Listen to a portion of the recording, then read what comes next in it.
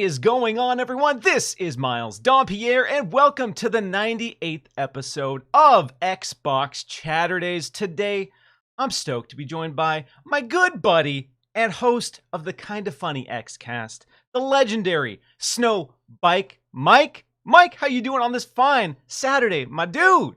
Miles, I'm doing really well. Happy to return and hang out with you for another Xbox Chaturdays. And I'm blown away. 98 episodes. Dude, congratulations, big dog. About to hit that century marker. About to hit the big 100. Yeah, it's wild to think about that this show has been going for a few years. I know you've been on a couple times, but it's actually been a little while. It doesn't, like, when I reach out to guests, I'm always like, man, I just had Mike on, or I just had so-and-so on. And then I look and like, oh, damn, it's been like 8 months, actually, or like 7 months. Damn, so time flies. Yeah, we're on episode 98, inching towards the big 100. And so excited to have you on. Let's park the bus really quick. Congratulations, Miles. Like, big shout out to you, man, for taking on this and just doing a great job. I know the community really loves hanging out with you on a nice Saturday morning, talking all things Xbox and video games, and hitting that century mark as someone who just recently did it with the Xbox Xcast episode. Thank you for everything that you do, man. And I hope you have a great guest for 100. Do you have any dream guests here that you're going to bring on? Yeah, I mean, I'm working on some stuff. I can't say anything yet. Okay, and we're working. Okay, everything's up in the air. But yes, I do have some targets that I've been talking to behind the scenes. So we'll see. If the stars align, I will have a really cool guest. But yeah, not going to overhype or overcommit anything just yet there. Okay. I like that. Well, Mike, appreciate you, man. Appreciate the kind words. Appreciate everyone who tunes into the show. You know, I've always joked about how it's weird that anyone cares about what any of us think about video games and want to be a part of the conversation. So to see returning people every week dropping in the chat and leaving comments and showing support online, it's awesome. It's great. Love to do the show. Love to have folks like you come on and talk video games with me. And we're going to be talking about a lot of stuff today. We're going to be talking about the big Starfield release date. We're going to be talking about Capcom Showcase, some Resident Evil 4 chainsaw demo impressions. We're going to be talking about, of course, this is an Xbox podcast, so we're going to be talking about Activision Blizzard King acquisition, the juicy drama, the developments, the smoke, the fire that's been culminating around that. We're going to be talking about Suicide Squad getting a little delay. We're going to be talking about Halo Infinite Season 3, and so much more.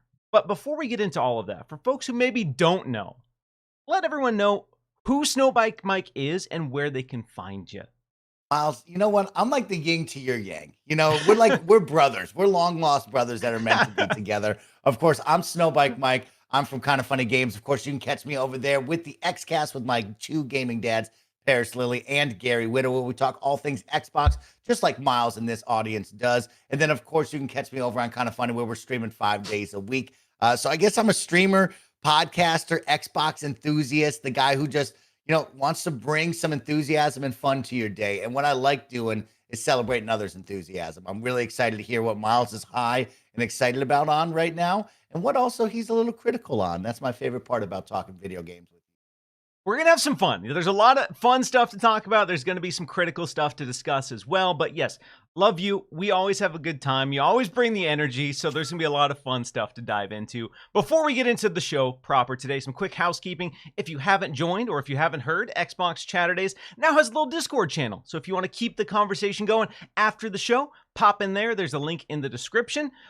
We do some community Q&A at the end of the show now. There's a lot of fun, Xbox-centric topics, but a bunch of video games, entertainment topics in the Discord as well.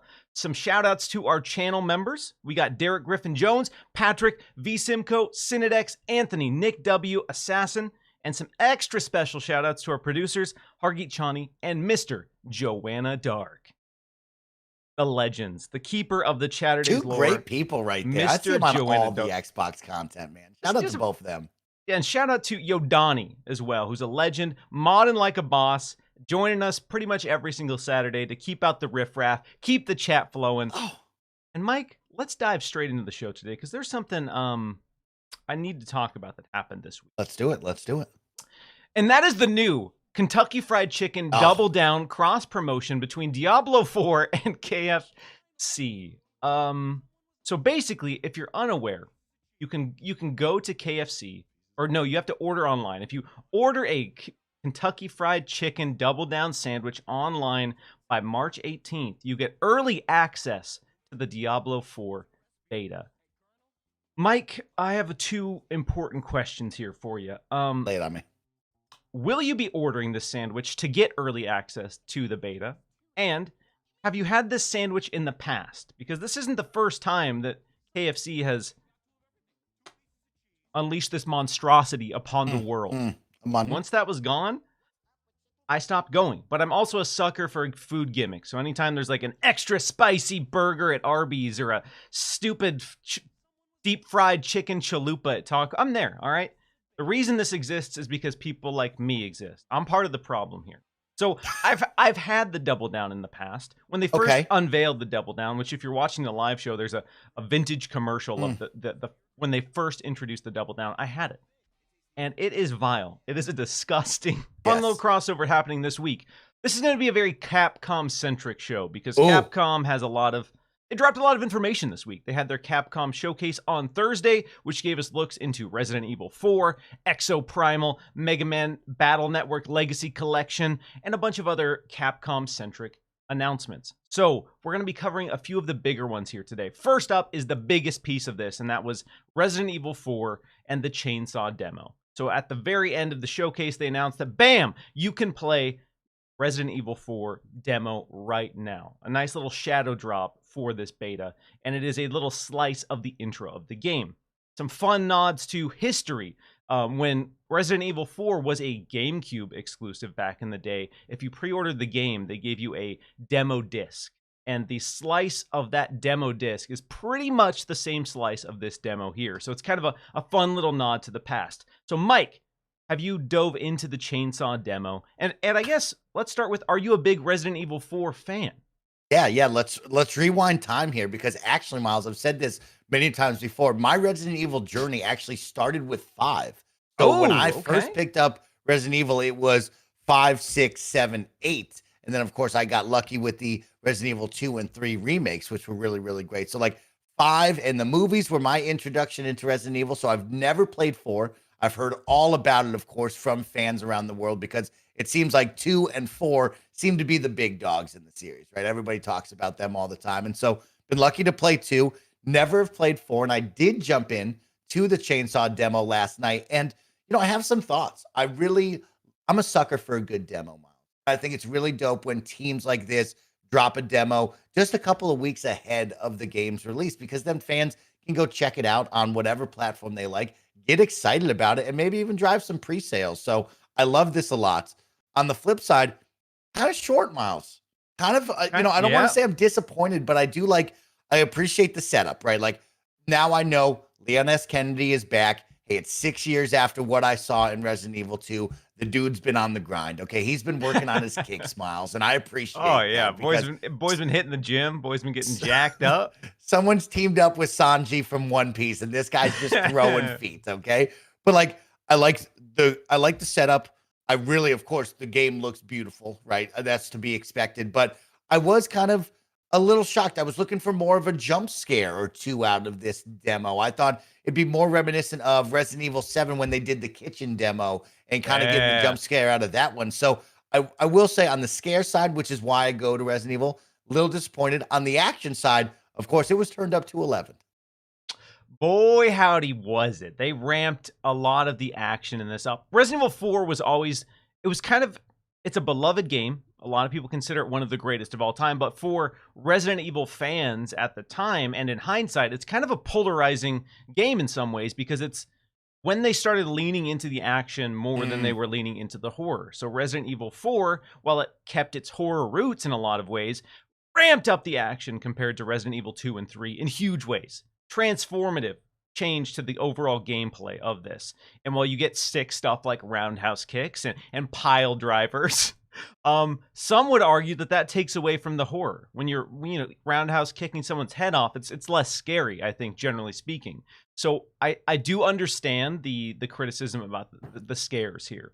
We've had a lot of weird timed demos with Resident Evil 2 and Resident Evil 3. They did you can play for 30 minutes. You can play this little slice so I'm glad that that's gone. You can replay this as many times as you want, but it is a cool introduction to the game. Like you said, it gives you some context for what happens between Resident Evil 2 and Resident Evil 4, and I think that it does it in a much better way, because I've replayed Resident Evil 4 about 6 months ago, and right after playing the chainsaw demo, I went back and reinstalled and played this exact same slice. And they don't do a good job explaining why Leon works for the president. Like it's just like kind of in the original, it's oh yeah, I work for the president now because stuff went down in Raccoon City. But in this, they do a better job of like explaining like, oh, well, the government forced him into this secret military program where he's got to do knife fights and roundhouse kick training to get himself ready for this very moment. So there's a little more context for that. And then some moments are darker and grittier, and then some moments are more ridiculous. So Resident Evil 4, some of the most iconic one-liners of all time. When they first announced that they were remaking Resident Evil 4, I thought to myself, they're probably going to dial those back. They're probably going to try to lean more into the horror like they did with RE2, make it a little darker, make it a little scarier. No, that's not the case. In fact, I think they have ramped up the number of one-liners. So there's a scene when you're in the house, you've just had the reveal of the first infected monster in this world, because they make a point to say these aren't zombies, these are infected living creatures.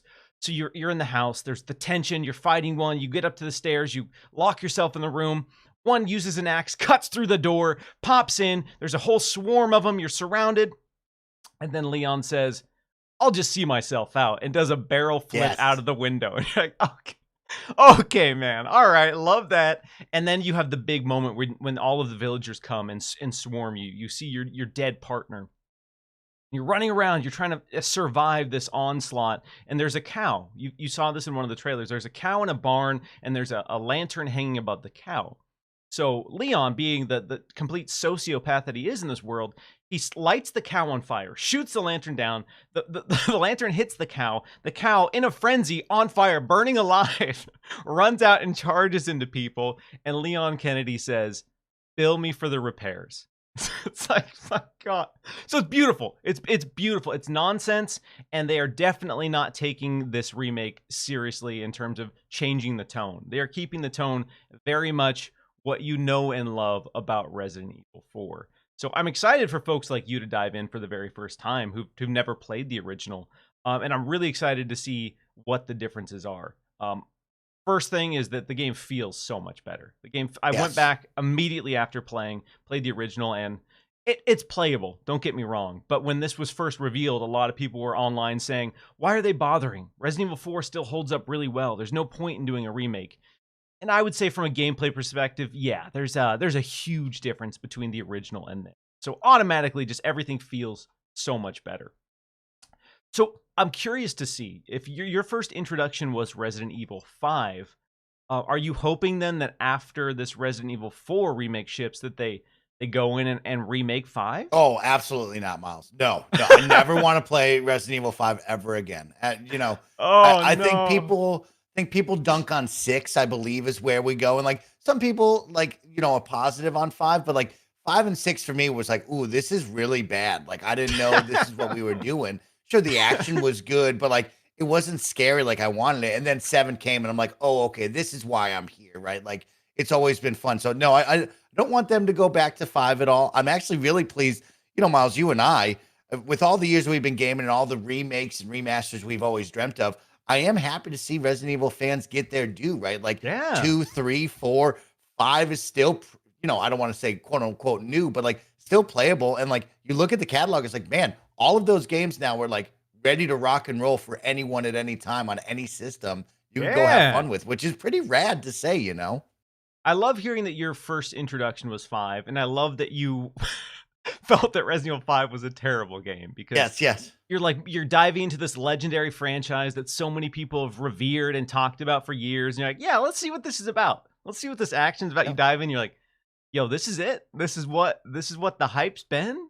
When we Uh, had to do the finale where the boulder was in my way and I had to smash the buttons to oh, punch out the dude, come boulder, on. that's when I knew I was like, I'm never going to play this again. This is the end of it. Oh, dude.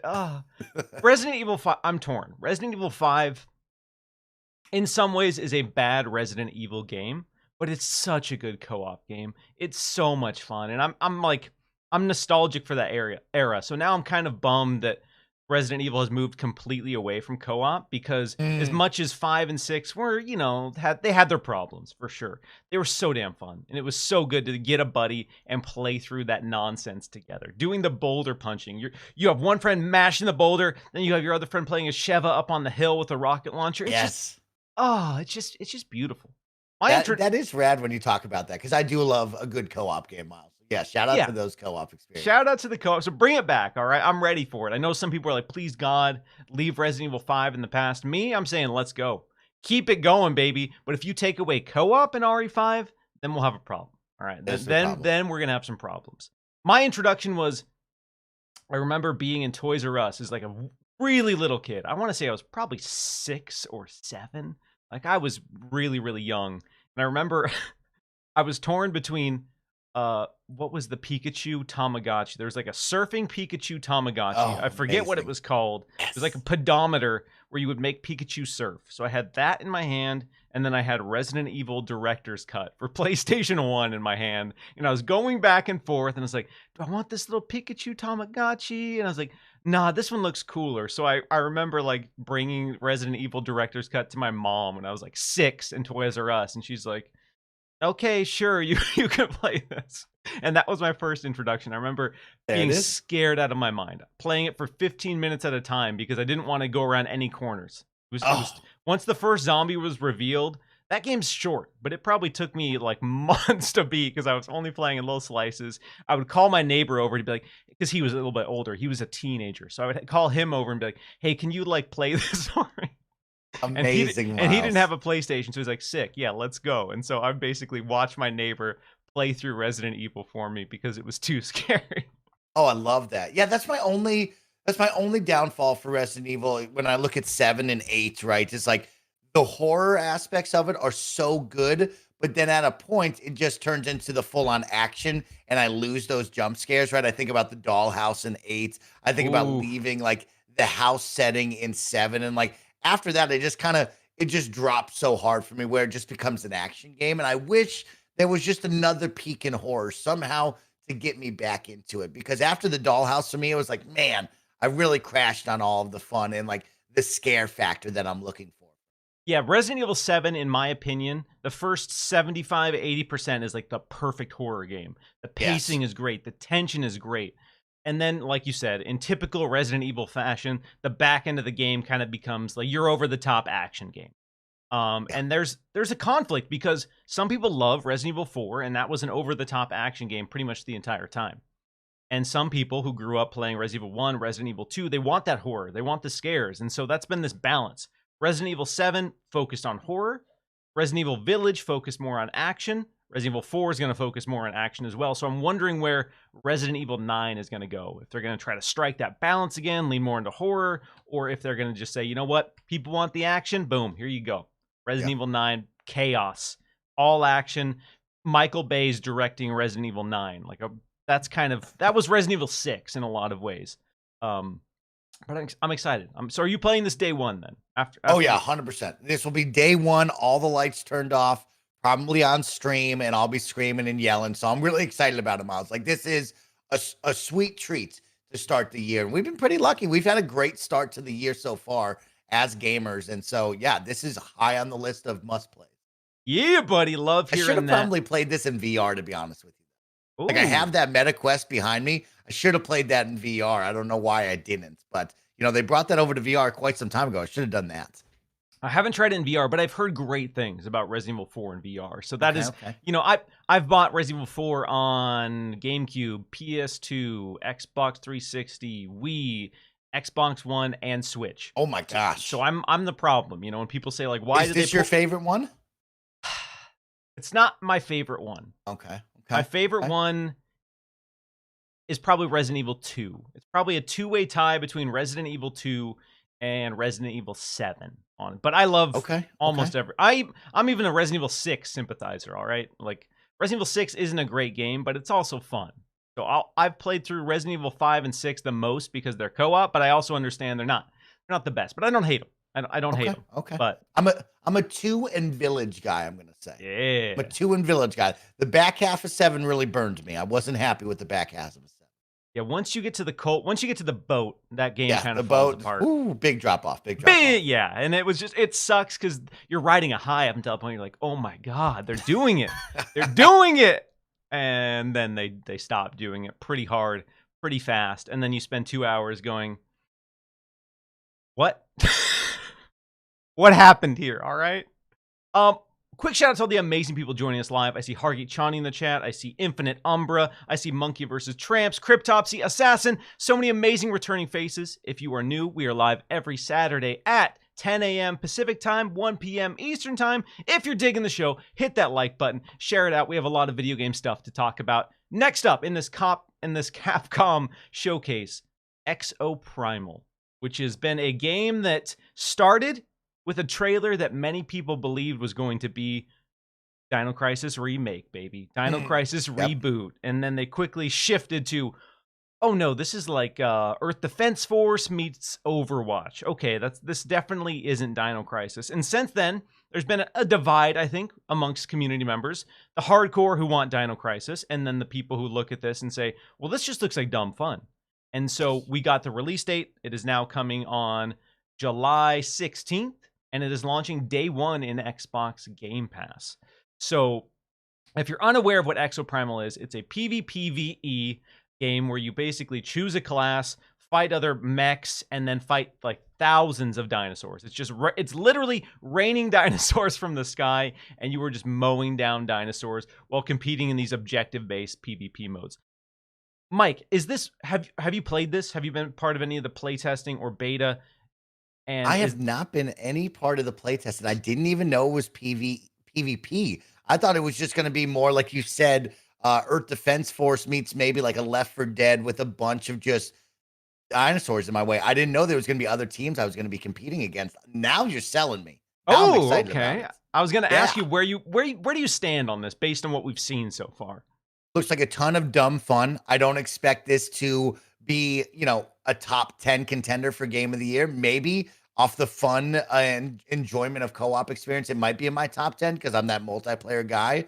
But I don't expect this to move the needle in visual quality. I just expect it to be a good, fun time for a weekend, maybe 2 maximum. I'm curious to see what the tale of this game is going to be because they introduced a battle pass. So in the showcase, we got to see the battle pass. And at this point, I think a lot of people, when they see a battle pass in most games that aren't your Call of Duty Warzones and your Fortnites, they go, oh, here we go, another battle pass, another grind. So it seems like they have plans for ongoing content. It seems like they want to have some sort of ongoing plan for Exoprimal. And I gotta say, I've heard really good things from people who have been playtesting it. I hear the feel of the game is great. It's a lot of chaotic action. Again, I'm a huge fan of Earth Defense Force. I come from the era when you could just put out a game in the world that was, hey, kill these big bugs or kill these big monsters. And that was it. There wasn't really a compelling story. There wasn't a huge loop to the gameplay. It was just get a new gun and kill stuff for 30 minutes. So that kind of harkens back to that. And I understand that things have changed. The landscape has changed. People's expectations for games change. And it seems like Exoprimal is a callback to that while trying to implement your PvP systems, your battle passes, your ongoing games, your class-based systems. So I'm hoping it lands, and I think Xbox Game Pass is going to automatically give it some bit of a boost here. Big boost. But I'm excited. Overall, I'm pretty excited for Exoprimal. I think that was a really cool get for Xbox Game Pass because a lot of stuff, that I think a lot of people were on the fence. And if this was a standard full price launch, that maybe the player base out of the gate would be, not what it needed to be to thrive and succeed. But I think getting that injection of Game Pass straight away, I think is going to solidify, some of the skeptics. Because I think with these games, it always comes down to how it feels. You look at it and you say, I don't know that that's for me. I really don't know that that's for me. And if I'm unsure, I don't really want to spend $60 on it to see if I'd like it. So I think having that Game Pass option is going to going to help. And there's an open beta that starts on March 17th as well. So if Yeah. you are unsure on March 17th, that weekend, you can dip your toes in and see if Exoprimal once and for all is going to be your jam. I mean, shout out another good demo, the beta coming out just next weekend. So we're going to know if this is hot or not, Miles, which is what is most important to me, right? We're going to figure out if we wanted to play this at all. Xbox Game Pass is a massive win. This is a game right here, Miles, where it's like, all right, that's a $40 title. Like price that at $40, maybe you'll get more people. I don't know where this is going to fall, but I'm excited to try it. I really loved DayZ back in the day. That was a great one. I loved what we saw with Dead by Daylight and that other one that just came out that I played for a weekend and never played again. But all these games are fun co-op. That's what I'm always looking for. It's just like, give me a good weekend of fun, Miles, and that's all it needs to be. If they can give me a tight 10 to 15 hour campaign that me and 4 of my friends can go through and kill a bunch of dinosaurs and then never come back to, that's good with me. I'm not going to grind a battle pass in this game. Yeah, I went through and replayed World War Z recently. Yes, I picked it up at launch and I didn't really connect with it, but they've added a bunch of updates, and it was one of those things where we just played through the campaign. It was a good 12 hours. And we felt satisfied, and we're like, all right, we played for 12 hours. We can move on to the next thing. And I think that's why some people are looking at this and saying, okay, well, am I going to have to grind to get anything worthwhile, or can I just enjoy the experience for what it is and play it, like you said, play it for a couple weekends and go, all right, I'm cool. I've had my fill. I'm moving on to the next thing. So I'm curious. A lot of people are curious, and I'm definitely gonna be checking out that beta on the 17th to see what it's all about. It's so interesting. We live in a world now where I think people are, maybe game publishers and developers are afraid of what we just said there of like, oh, they only want to play it for a week and then dip, right? Like now it's, hey, we got to have a battle pass. We got to have ongoing content. We got to have this living, breathing world where we're just going to keep you here trapped for months on end because everybody wants to be Fortnite, right? Like everybody wants a piece of that ongoing games pie. And I think a lot of players are maybe burnt out on that, or they're like, hey, I'm already putting my time into Destiny, Fortnite, World of Warcraft, all of these living online games that like I'm here for a good time, not a long time. And I think maybe some developers out there might want to take a lesson from that and understand that like if you smack somebody with a solid 10 to 15 hour, maybe 20-hour campaign where they're just going to have fun for a couple weekends and then dip, that's a win in many people's eyes right now. Everything I see on social media, people celebrate those kind of games lately because they already have 20 games as a service that they're buying for their time. Like, hit us with a good one and then leave, and it's just fine. That's what will be celebrated. Exactly. Not every single game wants to be the only game you play, but that's not how people play video games anymore. It's statistically proven that the average person who plays video games is playing a wider variety of video games than they ever have before. So when everyone is coming into this arena that's already saturated with Fortnite and other big juggernaut established games as a service title and trying to be a games as a service title, we only have so much time, Mike. Like when someone tells me a game is 50 hours now, I say, I'm sorry, I'm probably never playing it. You know what? You lost me. At 50 hours, I can play, like, if I could play 3 other tight 10, 12-hour experiences in that window, let's go, baby. Hey, looking at Hi-Fi Rush. I'm looking at you, Hi-Fi Rush. I'm thinking about you still. One of the greatest video games of all time is What Remains of Edith Finch. That game is 2 hours long. That game is a 2-hour video game I would have paid $60 for. I think it's on Game Pass. It was on Game Pass. You can probably still play it for free, but that is a 2-hour game I would have paid $60 for. And like, I know people want their, bang for their buck. They want to get their time in. And I just, as a human being with a finite amount of time, I don't want to have to feel like if I don't play this every single day for 6 months, that I don't get a rewarding experience. And that's what some of these games want to be. You got to commit. You got to log in. You got to put in your time, Mike. You got to log in every day, and you got to play 3 hours if you want to feel any sense of reward or joy. And that's. On the positive side, though, looking at this game, I am excited, right? It makes me think of Anthem, right? With the cool mechs, and it's like, man, Anthem really had some fun gameplay mechanics, and I love dinosaurs. And if you could give me a world where we blend dope mech suit movement and gameplay mechanics with dinosaurs, just hordes of dinosaurs coming at me, I'm hoping for the best here because I want to see some epic scenes of a T-Rex coming after me, the Stegosaurus freaking out on the battlefield. Like, this could be a fun time, and I'm hoping for it. But of course, I'll get my first hands on next week with everybody during this beta, and we're gonna figure out if this is gonna be hot or not, which is exciting. Yeah, let's get some rounds in, brother. Let's squad up. Can't wait. Let's put this thing to the test. The other biggest piece of news at this Capcom showcase was the release date for Monster Hunter Rise Sunbreak on Xbox. So it's already been out on Switch, it's already been out on PC, but they brought Monster Hunter Rise to PlayStation and Xbox, and now we got the release date of the big expansion. So I don't want to dive too much into this. It's coming on April 28th. Mike, are you a big Monster Hunter sicko? Are you a big Monster Hunter guy? I'm a Monster Hunter World jabroni. I like World. I was not a big Rise guy. Also, it was trapped on the Switch early on there, and I just don't like playing on the Switch that much. You know what I mean? I think it might have been Switch and PC, but either way, I played it on the Switch, and man, that piece of hardware just feels old nowadays, Miles. It's really tough. If it's not a Nintendo proper game, anything else just does not feel good or run good on that. And so, yeah, I quickly got out of Rise, never will go back. When World comes back, if that's what they so well do with World 2, I'll be back for more. Yeah, Monster Hunter World, I think, was the gateway drug for a lot of current Monster Hunter fans, because I've played the series for a long time. My first one was on Wii. Monster Hunter Try, I want to say, was the first one that I tried. Oh, man. And I loved it. But it's clunky. It's got a lot of convoluted systems to it. And Monster Hunter World was the one that kind of streamlined a lot of the gameplay, streamlined the loop, and made it more approachable. And the overall world and overhaul to the visuals just were stunning. So it was a beautiful looking game. It was a really expansive game. Monster Hunter Rise is an evolution in some ways, evolution in mobility, but then it kind of goes back to basics in terms of environments, in terms of the core loop, in terms of the systems. So it's kind of a middle ground between World and the traditional Monster Hunter experience. At this point, I'll play anything Monster Hunter.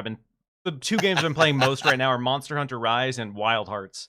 So I've got the itch, I've got the bug, so I've already blasted through all of the content in Monster Hunter Rise on Xbox. So as soon as Sunbreak hits, I'm there. I'm there day one. Dude, let's you're go. The best. Did you get lost in Wild Hearts then? Yeah, I'm still playing it. I was not expecting, like, for you. My core friend group and I, we were looking at Wild Hearts, and we're like, we were currently playing Monster Hunter Rise when the hype cycle and the marketing cycle was building up to the release, and we were like, are we really going to go straight into another hunting game? We're having fun with Rise. Maybe we should just stick with Rise. And then, there was the demo via EA Play, and we all played like 2 hunts, and we're like, all right, we're buying this for sure. We're definitely buying it. And then I wasn't expecting to love it, because at first I thought the building gimmick was just that, just a gimmick. I thought it was weird. I thought, okay, they just want to cater to the Fortnite crowd just because Fortnite's cool. But the more I played, the more I really connected with that building system. And now it's just a core component of what makes Wild Hearts cool and unique. And so, yeah, it's still the game I'm playing almost every single night. It's still the game at the end of a session of, whatever else we're playing. We're like, you want to get a couple hunts in? So, yeah, Wild Hearts has sucked me in big time. I think I'm at like 3 days of playtime. So, loving Wild Hearts. Such a great experience. They just dropped some new DLC on Friday, a new monster, and then they have a couple more DLCs coming in the end of March and early April. So they're giving me what I want. They're giving me more Wild Hearts, more stuff to hunt. So let's go. That's sweet. That's great, Miles. Yeah. All right. So that's pretty much it for the Capcom showcase. So a lot of stuff to talk about there. A couple super chats I want to get to here. We got Game Seeker M, who has super chatted.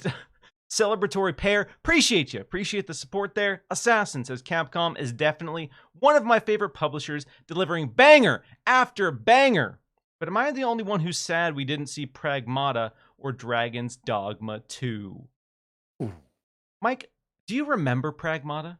I do. That was the crazy spaceship man game, right? Yeah. That was where he came down and there was the girl with the ghost cat, maybe. I'm trying to remember it all. But yes, I remember seeing that and also wondering the same thing of, where the heck is that video game, right? Because we haven't seen it since, right, Miles?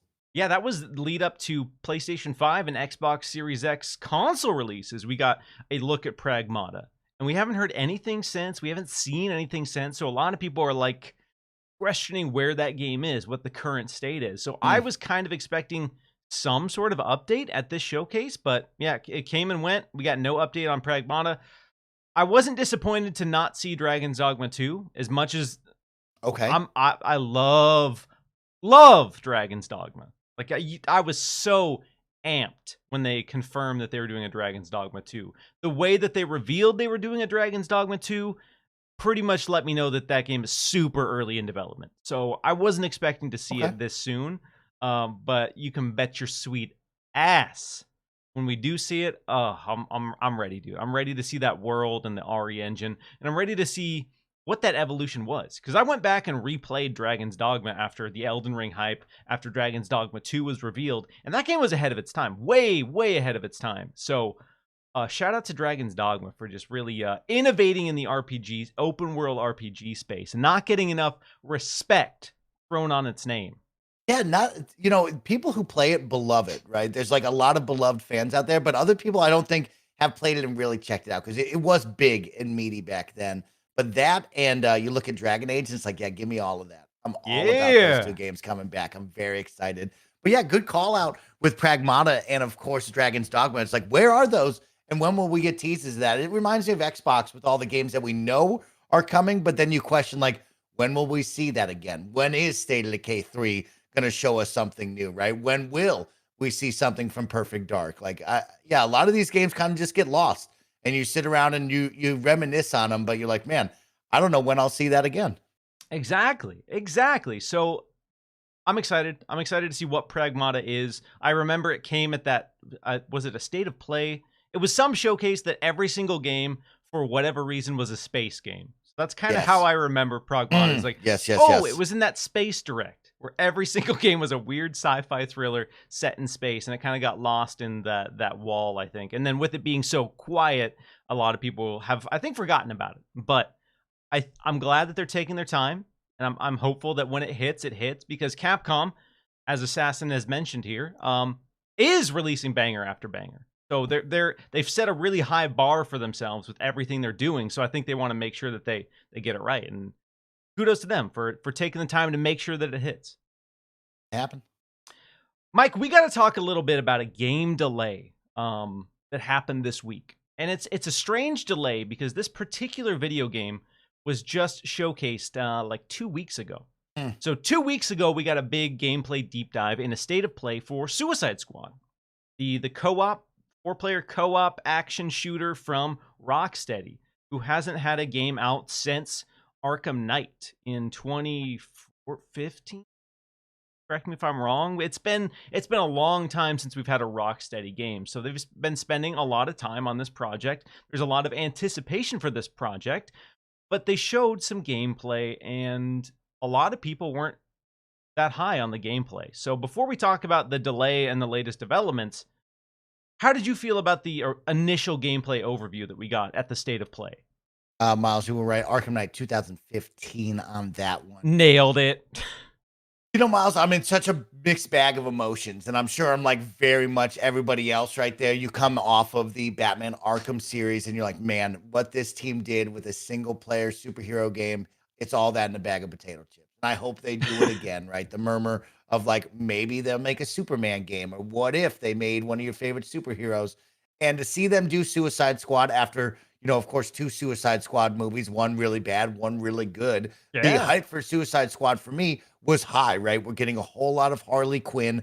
I'm in love with King Shark, right? Like Captain Boomerang, you could take it or leave it, but like he seems fun and enjoyable. But this isn't my dream superhero game, right? I want a Static Shock. I want a Green Arrow. I want other superheroes to come to the fold. But like we are riding a high right now of Suicide Squad team members. So I'm interested, and I am the multiplayer guy, and I do love a good co-op beat 'em up with my friends.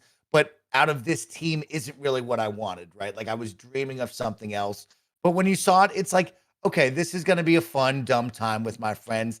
I do agree with Ryan McCaffrey's statements of like, it just looks like you're killing a bunch of mindless purple dudes running around the map. But I'm a mixed bag right now, Miles, of this one. I guess we have to play it to see it, to believe it. But for me, this one is probably lower on my disappointment of what I wanted than what we actually get. Yeah, it's it's one of those games where going into it, I was excited. When it was first revealed and we saw that Rocksteady was making a co-op game based on the Suicide Squad, and it kind of, and the first gameplay teases made it seem like, ooh, maybe this is a co-op Sunset Overdrive. When we first started seeing bits and pieces, I was excited about what this could be.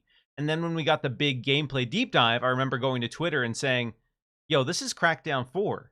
And, some people interpreted that as a dig. And for some people, I think it probably is a dig. But I've always liked Crackdown. And I've always liked that Crackdown has been a dumb, fun game. Crackdown 2, one of my all-time favorite co-op games. Not a great game, but the 4-player co-op and the loop of Crackdown 2, when you have a full squad of 4 buddies, is so good. And so when I saw this, I thought it reminded me of Crackdown 2. And for some people, that's not going to be enough. Some people don't want that. Then we got, talks of the battle pass, the ongoing game, new characters, this evolving storyline, which again sounds like Destiny. So they're looking, they presented this game that was Crackdown on the surface, but at its core and its vision was rooted in Destiny. And both of those ideas probably when this game started development were, fresh and interesting. But Destiny's been going for years now. Destiny's kind of cornered that market. Crackdown isn't what it used to be. So I was torn on this. It didn't look terrible. It just looked confusing. I was confused why, first off, in a game where we have King Shark, I assumed would be a melee-focused character. Everyone has a gun. It's a third-person shooter where everyone just shoots everything. So when I saw that King Shark was just using an SMG for 90% of the fight, I was like, that's not... I wanted to go in there and to beat people up as King Shark. That's what I wanted. And so I'm not getting that. We're getting this third-person shooting, and a lot of people were very much on the fence about it. A lot of people were pretty harsh on it because, like you said, Rocksteady has this pedigree of just perfecting superhero genre in some ways. Arkham Asylum, we owe Spider-Man to Arkham Asylum. Arkham Asylum reinvented the blueprint for what a superhero game is, and everyone wanted a piece of that, and that's what led to Insomniac's amazing Spider-Man series. So a lot of people wanted the heavy story-based, narrative-driven games that they're famous for. And we saw, I think, a taste of that. The sequence when we had the Flash, the corrupted Flash circling the group, and Wonder Woman comes in with her lasso of truth and pins him, and then he's like, and she's asking, how do we stop this? How do we stop this? And he looks at her, obviously defeated, and says, you have to kill us. And there's that moment where you're like, oh, okay, there's going to be some weight to this story. There's going to be some heftiness to this narrative, which is what Rocksteady does excellently. But I wonder if that's going to get lost in the 4-player co-op ongoing game bit of this as well. It always does, Miles. No matter what, when you play a game, 4-player co-op with all of your friends, you are talking over the story. Your friend is trying to rush you. Cutscene. Exactly. Your one friend is stuck in the menus trying to upgrade. The other friend is pushing forward because they only got 2 hours to play with you. These games, if you want the story, you have to play single player because you and your 4 friends are going to be talking the whole time. And that's half the fun, right? Video games are supposed to bring us all together. And there's a time and place for that where it's man, shout out to this idea where it's yo, you really like the Batman games? What if you played them with your friends? And that's what they're trying to create here, which I'm all about. But yeah, you just talk about the pedigree and the history. I just think it was out of left field of what people were really expecting there. That's all. I agree. I think it was a shock, an honest shock. I was, even me expecting okay, I want a 4-player co-op game that's inspired by Sunset Overdrive. That sounds cool. Even I was a little bit shocked and taken aback by what we saw at that gameplay showcase for the actual moment-to-moment gameplay, because it very much is Crackdown at its surface, but with Borderlands loot, and then a Destiny promise of an ongoing story. So it's a lot, and I think that's not what some people wanted. So there's a report that came out from Bloomberg that suggests that Suicide Squad is being delayed to Q4 of 2023, potentially even later. And this is immediately following the negative feedback of this showcase. So it seems like, if this report is true, that the team very much heard the negative feedback from a lot of people. And I would say, generally speaking, the negative feedback was more loud and overwhelming than the positive feedback. So when we look at the potential of this game, when we look at the idea that they're delaying this to Q4, potentially 2024, we're looking at a 6 to 10-month delay-ish. What are you hoping to see on the other side of this delay?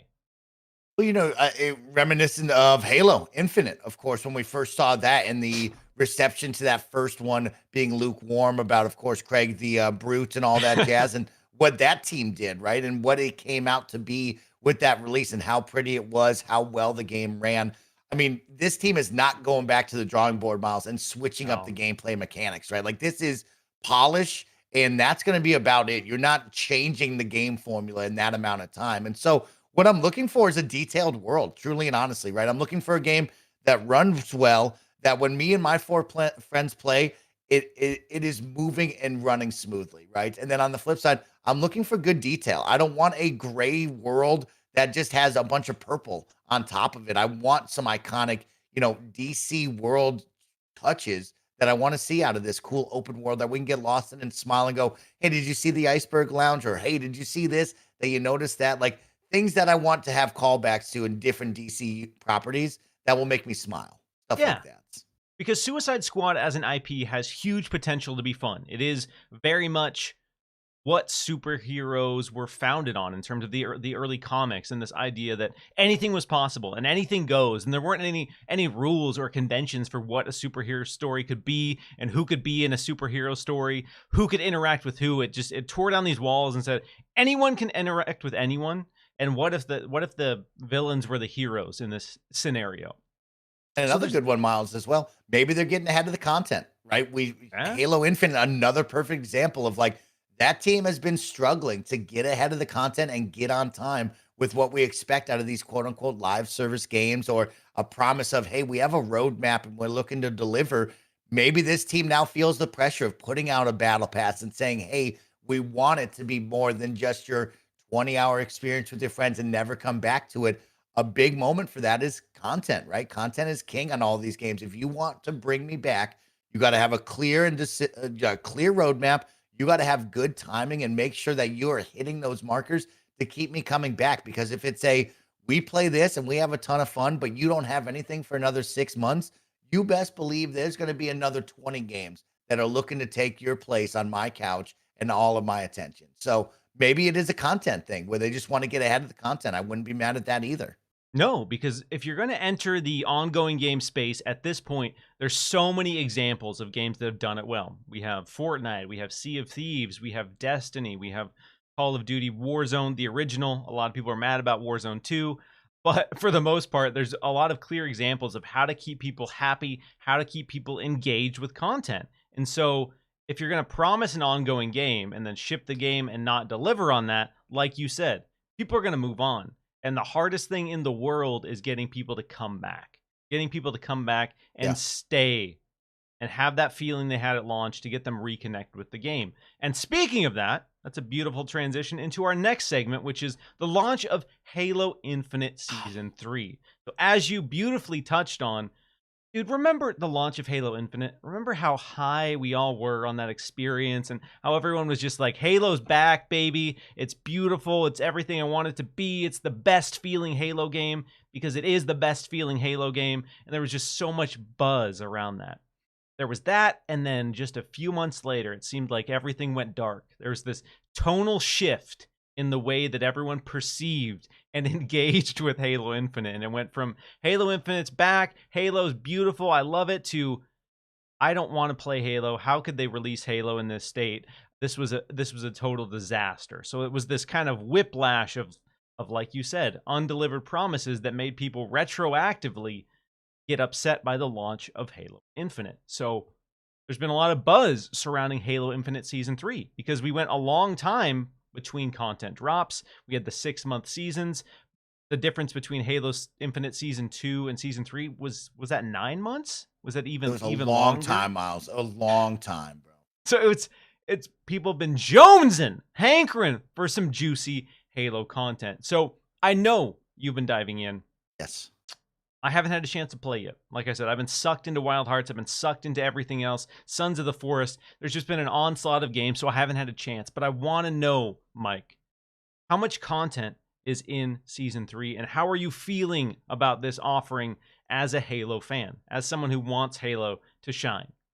For all the Halo fans out there, really quick, you touched on it, Miles. Man, what a great time it was. That October to like December window when Mm. this first release was like Mm. some of the best times in modern gaming, where it's like, man, Halo, that beloved Xbox franchise, is back. They nailed the game. Campaign has a fun, awesome story. They're testing out this new semi-open world where I can go explore with Chief.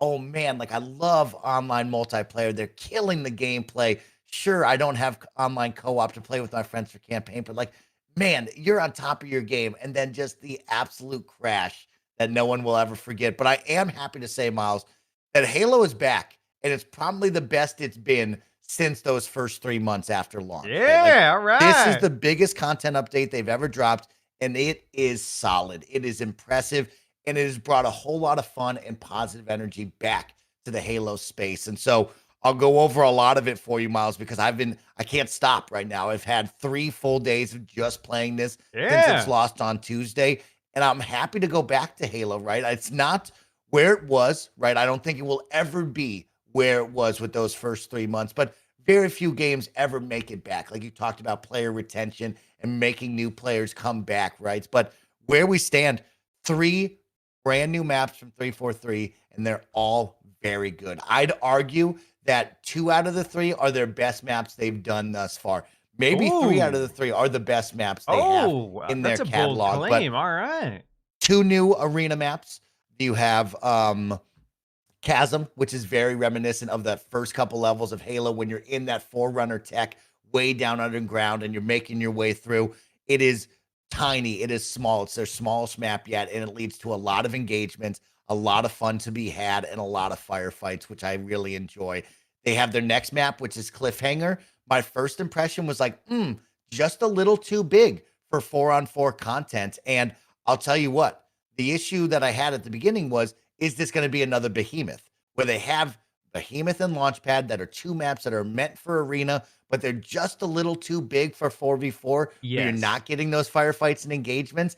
And at first, that is what Cliffhanger feels like. But with some new game modes that they've added, Cliffhanger is now my favorite map out of all of the Halo maps that they've dropped in Halo Infinite. It is very impressive. It's got some space. It's got some really cool looks up on the mountainside. It looks like it's ripped out of Halo Reach, and it's really fun to use the man cannon to get across the map, to play in the different spaces that they've created, and to also jump into this new game mode, right? I'll save the big team battle map for a minute, but the new game mode, Miles, is really impressive, right?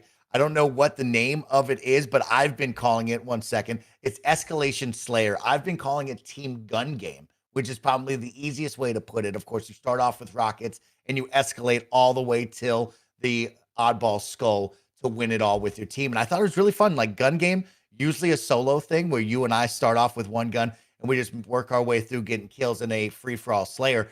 I like the addition of team based action on this one. It is a ton of fun, and it leads to a whole lot of laughing and good times.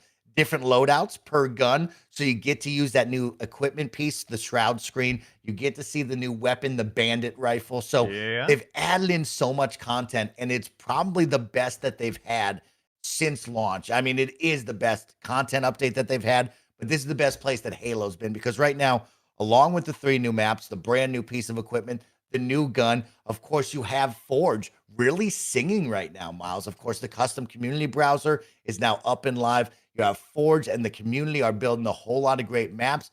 343 is doing a great job showcasing those maps and game modes to have fun with. Of course, I put a whole lot of time into Fall Guys. Someone made a great Hexagon Fall Guys level that I enjoy Yes. playing, Miles. But like, Yes. I have a whole lot of hype and a whole lot of positive energy for Halo right now, right? It is not the place it was in October through December. The player base is not as large as it once was, but if you jump in with your friends, custom games have been a ton of fun, right? I am so lucky to have a small audience or a large friend group where it can be like, yo, let's bring everybody together. Let's just make our own 4v4 or 12v12 big team battle games and not even worry about matchmaking and just be off on our own. And I think that's where Halo sings, is like the things they've put in to the game since day one have now led to this situation where it's like, yeah, this is a total package game that you can play no matter how you want to play it. You have campaign co-op, you got the campaign, you can jump in and create and forge, you can make your own games and your own fun and custom games. Like, shout out right now, Halo Season 3, a very impressive one. And the final piece I'll tell you, Miles, one critique and one positive. The one positive right now, the battle pass system that they implemented. Man, oh man, does it feel good, Miles, to jump back into a game that you put away for a long time and still be able to access those old battle passes?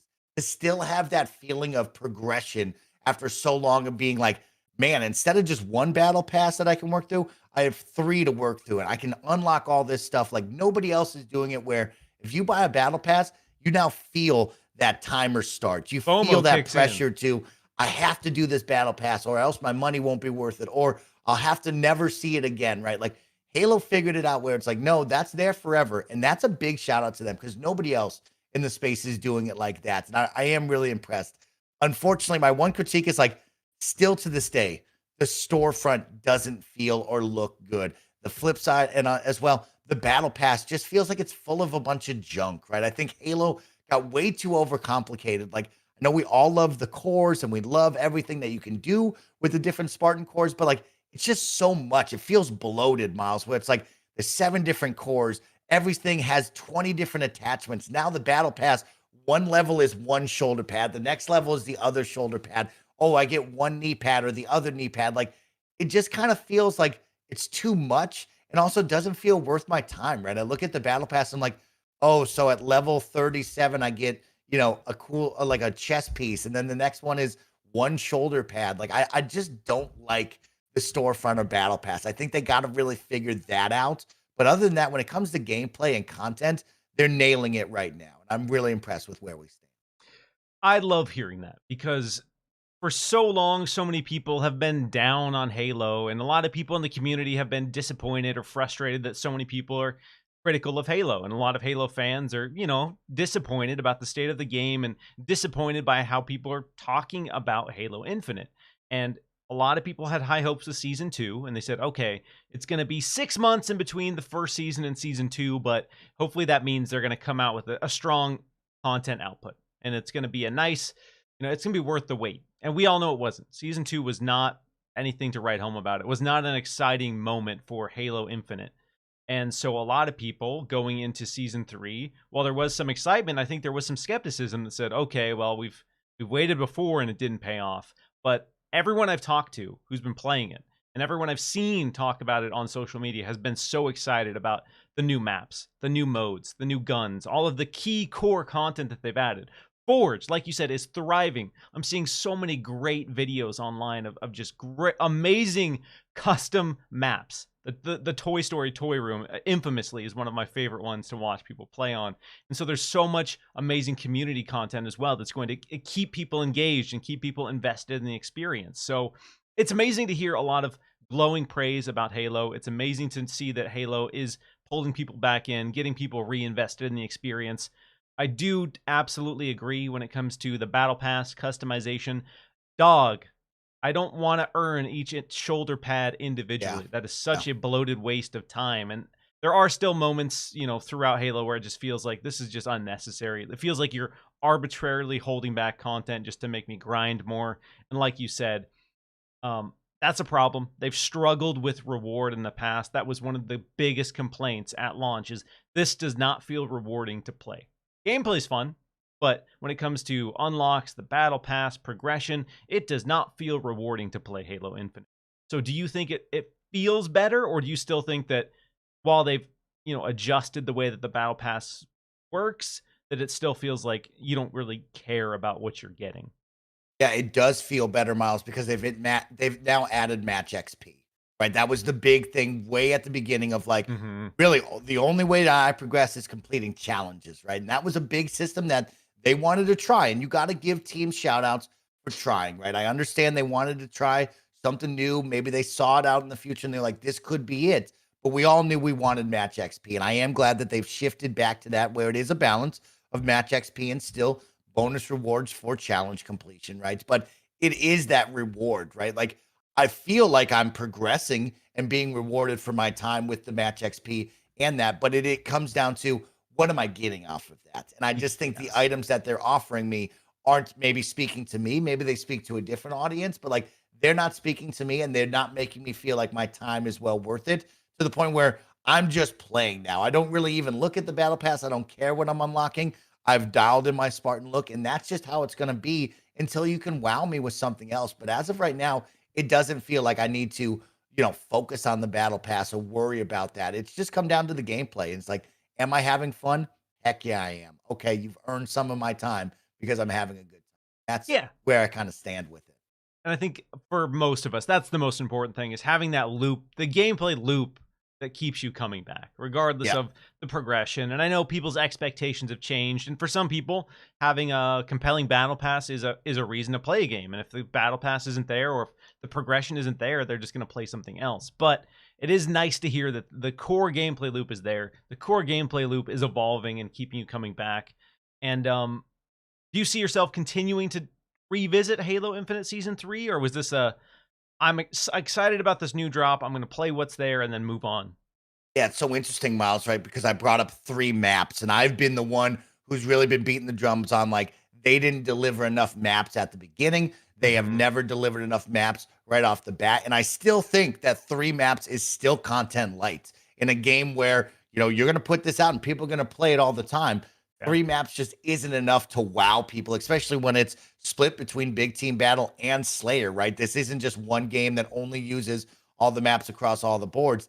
It is 2 different game modes essentially that are taking these maps. And so I don't think it's enough maps, but I do think where we're at right now with what Forge is putting out, where we're at with custom games being able to play that anytime, I think this will become more of a mainstay than it once was, right? Maybe I'll play this once a week, or maybe I'll play this once every 2 weeks.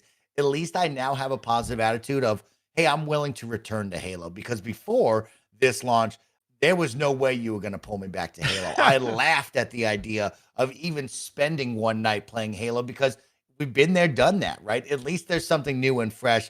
But what they have as a foundation for this game, very, very solid. And the promise of, hey, at the very end of all of this, they were talking about looking forward, and the promise of, hey, we're confident in where we're at, and we really believe that we're going to continue to improve on the consistency and avoid these long seasons in the future. And if they can actually nail that, right? If they can stick to their word and do that, I'm on board to see what they can do.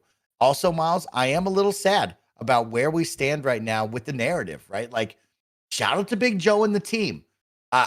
They have made some really cool stuff with these fun, like, narrative trailers before the seasons, but it just hurts because, like, that should have been single player and or co-op, like, expansions. This should have been more of a story being told over there. Like, it sucks that we get hit with this cool little narrative that, like, I'm not dishing them because I like what it is, but I get hit with that before multiplayer, and then I never thinking about it again. Like, we should have been putting our time into a DLC of sorts, into a Halo Infinite campaign, which is too bad to see. I don't like the multiplayer narrative that we've gotten into, where teams want to just put like a 3-minute cutscene before the season and say, yeah, we're building a story inside a multiplayer. It just doesn't work for me. It's not my cup of tea. Yeah, they did kind of amp that up more at pre-launch when they talked about the academy and how the multiplayer was going to tie into the world and Yeah. tie into the story. And so a lot of people were speculating, myself included, that, oh, cool, maybe that means there's going to be a way where I can inject my multiplayer Spartan into like the story, the core campaign of Halo Infinite. But like you touched on, it is a really cool, like, don't get me wrong, really well done cinematic trailer that builds up this cool story. But like you said, that's it. That's all you get. There's no story events for co-op or PvE or PvP even that feed into that. It's, here's this beat, here's this moment, here's the theme of the battle pass, more or less, and then that's it. And that's Yeah. all you get. And it's cool, it's better than nothing, but I agree with you, and I don't think it's enough to warrant the expression or belief that this is a compelling narrative for your multiplayer experience. I will also, I might be on the wrong side of this one, but I'll be willing to speak up on this one, Miles. I think we should probably stop putting our own Spartans into this, and, like, not because I don't want everybody to show themselves and have fun, but, like, it just doesn't fit the theme, Miles. Right? It's like adding the banana guy from Fortnite into Gears of War, because we're having this touching, awesome sequence where, like, they've spent so much detail making these lone wolves look so cool with Spartan Din, right? Like, they're having this great moment of, like, man, I'm happy to be back with the team. It's crazy what we saw out there, right? And they're all freaking, like, Spartan greened out, they're beat up, they got dust all over them, and then here comes SnowBikeMike with a bright Santa Claus outfit on and cat ears. And I'm like, hey, everybody, and they got to put me in the background. And it's just like, it just doesn't look quite right. And so I am willing to be like, hey, I'll sacrifice my Spartan. Maybe we make a different Spartan, or maybe we just don't add me into the scene because I just don't look good in the background with how I'm playing. But yeah, that's my one piece of like, I would be willing to skip that. I don't need my Spartan in there anymore. You know, I'm the opposite camp, Mike. I gotta say, you know, when it comes to cutscenes, obviously, you know, some people want the impact, some people want the emotional beat to hit. Yes. Some of my favorite memories ever are Lost Planet 2 co-op because it was all in-engine cutscenes. And you could be Frank West, you could be Marcus and Dom, and you could be all these ridiculous characters. And you could have these ridiculous characters in these big, epic cutscenes within Lost Planet 2. And sure, it was dumb. Sure, it completely takes you out of taking this story seriously, but I think overall it's okay. You know, you can cater to both. If you want to have the hardcore Spartan, you know, you can customize one that way. But if you want to look like a dork and have your dorky Spartan show up in the cutscene, let's go. All right, I'm here for it. I love it, Miles. It is such a fun one, but yeah, I wish the team had the time and resources to put into a single player story with co-op, of course, instead of these multiplayer vignettes, right? Like that's where I'm at on that one. I never have been behind the quote unquote storytelling of this. I think it's quickly forgotten, but you know, a lot of people are chasing trends, right? Like we're chasing, it seems to be, we're chasing what Fortnite is doing. And Fortnite has clearly laid down the model of a battle pass, a living, breathing world, changes to the map constantly, and of course, putting these weird cutscenes together and making a story out of nothing, right? And it looks like people really want to chase that. And that just seems to be where we're going. Exoprimal adding a battle pass is a perfect example of that. Suicide Squad having a battle pass. Like, we just seem to be in this weird ebb and flow of everybody wants that ongoing money. They want the player base to stay forever, but also like we just don't know how to nail that because it's our first time ever doing it. And well, Fortnite can do it, but it's like Fortnite's been doing it for almost a decade now. And it's like a weird balance that we're hitting with certain video games that don't need it, but want it, and need it, but don't have it. It's a weird one to see. It's a fun time to be a gamer, to see the goods and the bads come out of all of this. And also a hard time for gamers because sometimes your favorite games don't get the justice that they deserve because we're chasing trends. Exactly. And so it is that tough balance where not every game can be Fortnite. It's just it just doesn't work. Not everyone is going to play a game that is exactly the same. There's only going to be probably one standout in that specific style and specific genre. But that being said, there's lessons to learn, I think, in the success of stuff like Fortnite. Seth Garfinkel in the chat says Lil Whip needs to be in Halo. And I'm with you, dude. I've talked about this before. Halo Infinite needs to lean into the fun. The reason that Fortnite is so popular is because it says, I don't care if this makes any sense. We're going to put Ash from Evil Dead. We're going to put Geralt of Rivia. We're going to put Doom Guy. We're going to put LeBron James. We're going to put Spider-Man. We're going to put anyone you can imagine in this game. And you're going to be able to be in a squad together. And everything, all of our terrible dances, you're going to be able to make Harrison Ford's Indiana Jones look-alike dance to Lil Whip. And that's the world that they've created. And I think regardless of who you are, there's been that crossover that you see in Fortnite and you go, God damn it. Like I remember when Dragon Ball Z hit. That was the one where I saw so many people who hadn't played Fortnite in forever, hadn't even thought about playing Fortnite. They threw down cold hard cash instantly to be Goku, to be Vegeta, to be a Super Saiyan in Fortnite. So there is weight to that, and I wonder if Halo could ever learn from that. Because we can talk about that, right? You look at Project Tatanka, right? And like the rumor of Jez and the team talking about possibly being a battle royale, right? In this new Unreal Engine. Hopefully it changes the game. But like, if this is a battle royale, right? We've taken away the opportunities to be the elites, right? You can't be the elites anymore in Halo, which I was an elite jabroni back in Halo 2, Miles. That was my thing, right? Do we start off with, hey, you can be elites in this alongside Spartans, maybe an ODST character to customize, and you're now jumping into this battle royale with a mix of characters amongst the landscape, right? Like you're talking about kind of expanding what could be in this world, but then as well, Fortnite's its own beast, right? Could we see a Halo, Project Tatanka with Gears of War characters in there? Could you get a COG soldier in there? Could you get the Locust in there? Could you start putting different pieces of the Xbox universe into this? Like you're Let's saying, to go. make it more fun? Or does that break the quote unquote lore and it becomes too much? Because Fortnite has everything, like you said, right? Could this battle royale be more than just ODST soldiers or just Spartans?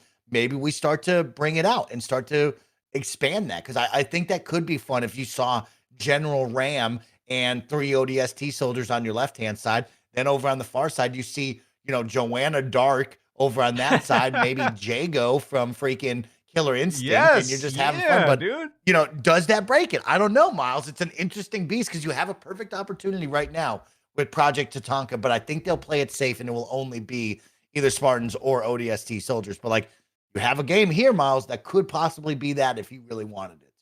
That's what I'm hoping for, is we break down some of those pre-established notions, make this a separate thing, because the big thing with Halo is the lore, and it has to make sense in the world. So all of the like cosmetic items in Halo Infinite are tied to lore. So they even had to tie lore to the cat ears and all of these things, where it's like other games don't care about that. They don't care about it fitting into the world in any way. So maybe the battle royale can pull itself out of the Halo lore bubble and be an isolated thing that celebrates some of the other gaming. Gears of War has had Halo in it, but Halo can't put COG soldiers in its game. Like, there's huge potential for Xbox to celebrate its IP, to have a platform that celebrates all of its franchises, celebrates all of its mascots, brings them together into a multiplayer world. And outside of Sea of Thieves, which does an amazing job bringing in stuff from other worlds, like even Halo, nobody else in the Xbox team does it or wants to do it. So that's what I'm confused about, is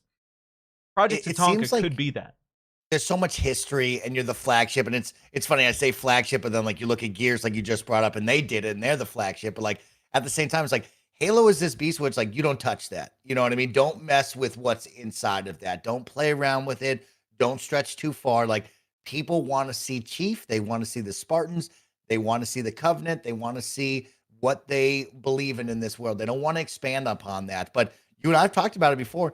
Could they make a Smash Bros clone? Could they make a kart racer with all of your favorite characters, right? Like, we look back, I brought it up before, but Killer Instinct, adding in General Ram, adding in the Arbiter, right? Adding in Rash, like, that became a fun, cool fighting game when you added in the Xbox IP characters, and you have so many. But I don't think, I think the idea, the dream of what Project Tatanka could be, yeah, that's fun and all, but I think you have to play it safe, unfortunately, and that's how it will be, which I want, right? I want a Halo Infinite Battle Royale. But you bring up, could you? Yeah, maybe, Miles, maybe.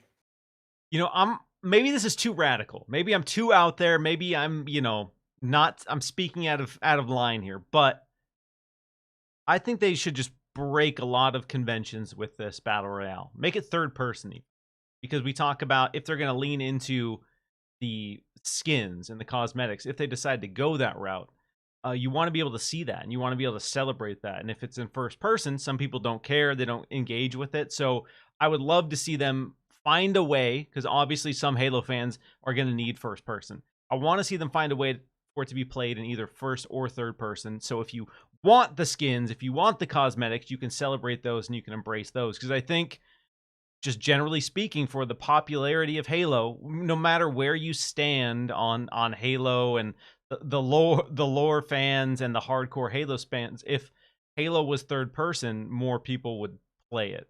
Miles, it's a wild one, Miles, because they're fighting an uphill battle. You cannot miss with this Project Tatanka, right? Because the issue is, if you miss, you spent a whole lot of time for this game to die 6 months, a year, 2 years out, right? Like, the goal is not to have that. Of course, the dream is to make a Fortnite, or somehow be in the mix with Fortnite, Apex, and Call of Duty Warzone, where you're one of the top dogs, and this is going to have staying power, right? We've seen so many games come and go. We've seen games try new things.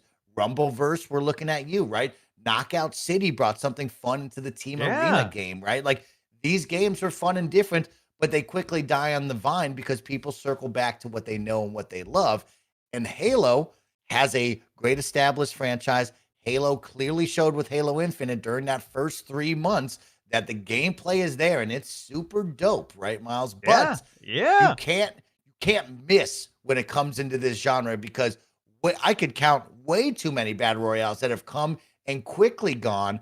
And Halo has a big name that might give it a little bit longer staying power. But if you can't take a large chunk of this audience and make them yours, you have missed the mark, right? And so, third person, first person, I don't know what you're going to do, but I would love to be a fly on the wall in certain Infinity and see the conversations they have, right? Like, will you mix in some PvPvE, like a Warzone type, like they used to have back in the day I'd in love. Halo 4 and 5, right? Like, Yeah. what are you going to do?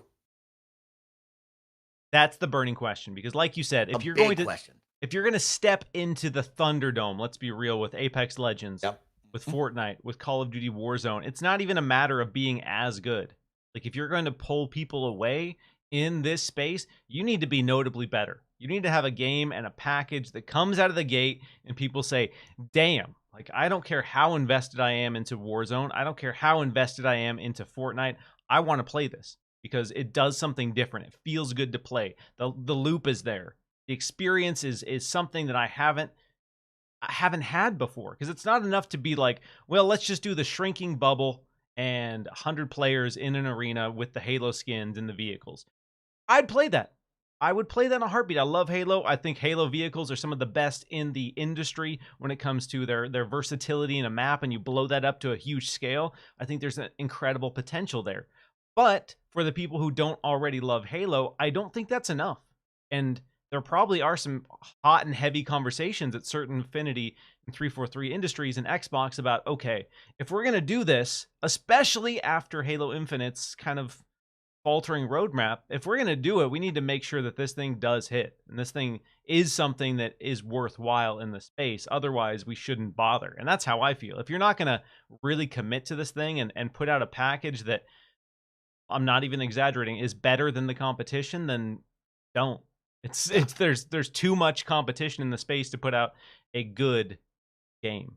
It's so exciting, Miles. Like when people ask me what's your most anticipated game or project, like, you know, this isn't the one that I want to play the most. This is the one that I want to see either succeed or die. Like this is the one I want to see what this team has cooked up and really is bringing to the table, right? Because it's a wild situation to be in where we are, what, 2 years, almost 3 years into the launch of the brand new console. Halo Infinite was promised to be the game on the box, was promised to be the game that brings the next generation, was the game Mm-hmm. that changed the model of saying, hey, we're just going to release multiplayer totally for free and see if that works. Yeah. We're going to be on Game Pass. We're going to be on the cloud. Like they did so much of this. And then where we stand today, it wasn't that. It didn't nail what it needed to be. And so now you have such an uphill battle. And yeah, I'd love, that's the thing that interests me the most in the gaming landscape is like, what is that team doing? I want to know all about it. I'm excited. Yes, I want it to hit. All right. I Yes. love Halo, and I want the kids, or I want the Fortnite kids to love Halo. All right, that's what I want in this world. So yeah, I'm excited about what that project could be. There's huge potential, and I'm really hoping that they are, making sure that when this launches, that it is something that stands above what else is in the space. Because Yeah. like you said, everyone's chasing trends. And again, this is a huge ask. This is, not something I say lightly. They almost need to make the new trend. They need to push beyond what the current trend is and deliver something beyond expectations. And that's such a huge ask. But Miles, that's the exciting one. Is who's going to be the one to create the new trend? Because we haven't seen it quite yet. In the more specifically, the first person shooter, the team arena, battle royale, we've seen the established big dogs and what they've done from Overwatch and Valorant and CSGO over on one side to now over in this new battle royale world. And who's the top dog there? But like, what is that next new thing that everybody Hmm? wants, right? Like, is it a mix of both? Is it one or the other? Is it something that we've never thought of? That is going to be the next fun thing that will dominate the next decade of gaming. Who's got the idea and how does it come to light? Because as of right now, this is the world that we live in where battle royales rule. There's some team arenas that stay around and do new things and like they got a good audience. But in the shooter landscape, those are your two options really. not much else is going on. Let's shake it up, all right? I know it's for me sitting on the sidelines, not having to spend hundreds of millions of dollars. It's easy for me to say that, but Yes, exactly. You know that, Miles. Somebody else take that risk on my behalf. Uh-huh. All right, Mike, let's move on to the biggest piece of Xbox news this week by far. And it was some news that came unexpectedly in the middle of the week. Super early Wednesday morning, Bethesda dropped a blog post in a video that said, hey, guess what, guys? I know you want to see Starfield. I know you've been waiting to see our gameplay deep dive for Starfield. It's not coming this month. It's coming June 11th. Oh, and by the way, the game is coming out September 6th, 2023. See you in June. Have a good one. And just out of nowhere, not only did they confirm the showcase date, they confirmed the release date, which we all expected to get at the showcase. So we know it's coming September 6th now. This is the delay. This is I guess I'm a little torn on how to phrase this because we've had one delay officially. It was supposed to come out November, but it got pushed, and then it was just a question mark. They never officially added another date, and so now this is the date. So some people are calling this another delay. I don't know that we can because there was never a date, but Microsoft did say that everything you see in this showcase at the Xbox and Bethesda game showcase last year was coming in the next 12 months, and Starfield was one of the things at the showcase. So I guess technically you could call it another delay. Mike, where are you at? Miles? Where are you at with Starfield? Where's your hype at? Where's your excitement about? How did this news hit you?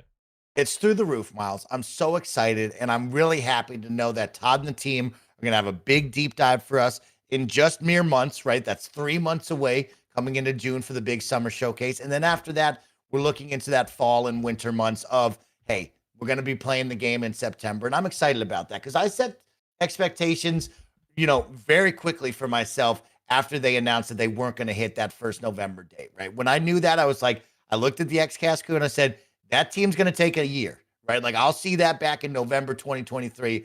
I'm not really concerned about that, right? Like, this is my third most anticipated game behind Diablo and Sons of the Forest this year that, like, I'm looking forward to this game and I can't wait to play it. And so I knew coming in where I thought it would land and, landing in September earlier than I thought in November. So I'm happy. But like when you look at the calendar now, that's 6 whole months away. That is a long time away, Miles, from where we thought we would be, right? Xbox came in the summer and they said, hey, all of these games that you see, they promised Hollow Knight, if you remember, Miles. They had Hollow Knight out there that they trotted out and we're like, yeah, next 12 months, that game is out. It's like, well, I don't know about that one, big dog. I don't know about that.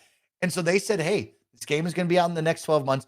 Clearly it's not. And you had that feeling of like, doesn't seem like it when it's not at the latest developer direct. We haven't really touched on it months. And so clearly that wasn't in the card. So I can see how some people are like, man, I'm hurt. That sucks, right? Like I wanted to play that sooner than later, but 6 months is some time to wait. Hopefully in June, they can wow us, right? Me and the XCast crew just last week talked about like, what are your expectations for June? How do you wow me, Todd Howard? Make me believe and get me excited to wait that extended time that we have to do, because this for me is a game that like cannot miss, Miles. We coming off of Skyrim and Fallout 4 and Fallout 76. Like a lot of those games in this Bethesda catalog are games of a generation. These are games that have lived for years, right? And so when I look at Todd and the team, I'm like, all right, deliver me a game of a generation that's set in the sci-fi world. Like I expect the world from you here. And so I'm very excited of what we're going to see in Starfield. I am sad that we have to wait another 6 months, but I did temper my expectations long ago. So I'm not too concerned because we have a lot of games, but you and I'm sure we'll talk about it. Like the Xbox roadmap calendar now, in my mind, we were going to have Forza by now. Forza's still undated. In my mind, we were going to have Starfield. That would leave the second half of the year open for another banger. Hellblade 2, where are you at? When are we going to push that thing out there finally? And so I thought we'd start making a little bit of progress towards that Matt Booty dream of more of an awesome cadence of games. One slapper per quarter, bro. Yeah, but we haven't quite hit that. But maybe this is the, hey, what if, Mike, we slow it down? What if I give you Minecraft? What if I give you Redfall? What if I give you Forza? What if I give you Starfield this year? And that allows me to push Hellblade into next year, Avowed into the next year following it. And we start to find that cadence, and I can at least prepare for that instead of, hey, I give it all to you right now, Miles. Shucks, that's everything I got. Unfortunately, I didn't pan it out. I didn't slow it down a little bit. Now we got to wait again. So maybe that's what they're doing, and I'm hoping for that. But like, yeah, Starfield is going to be dope. I'm excited, Miles. I'm excited.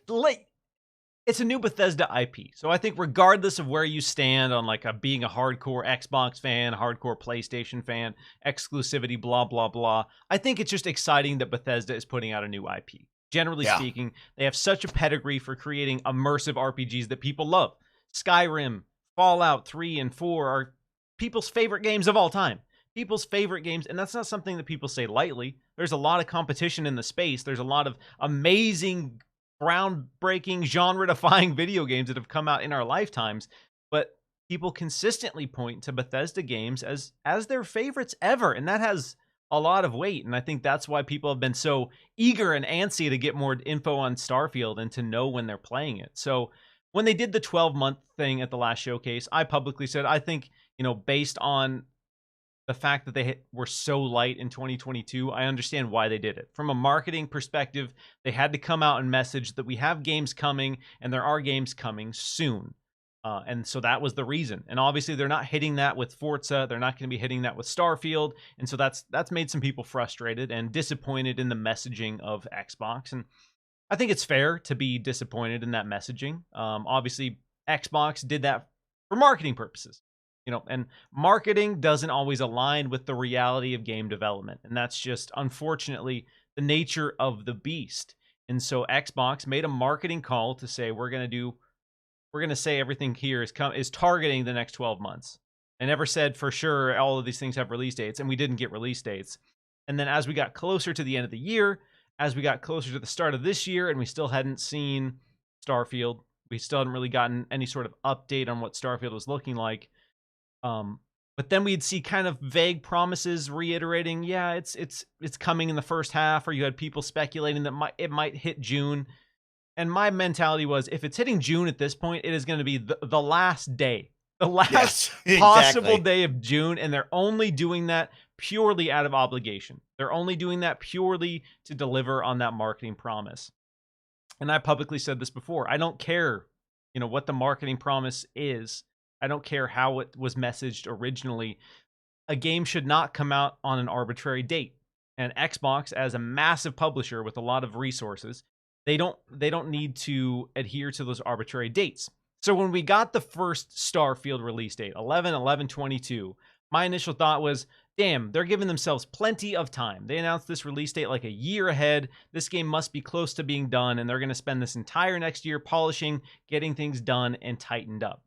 And then when they announced that delay 6 months ahead, I was like, oh, damn, no, this was just they just thought that date looked cool. They just thought that 11/11/22. That date did look cool, though. That date did look cool, yeah. It did tie into the history of Skyrim and stuff like that. And on paper, maybe they thought, yeah, we could do it, sure.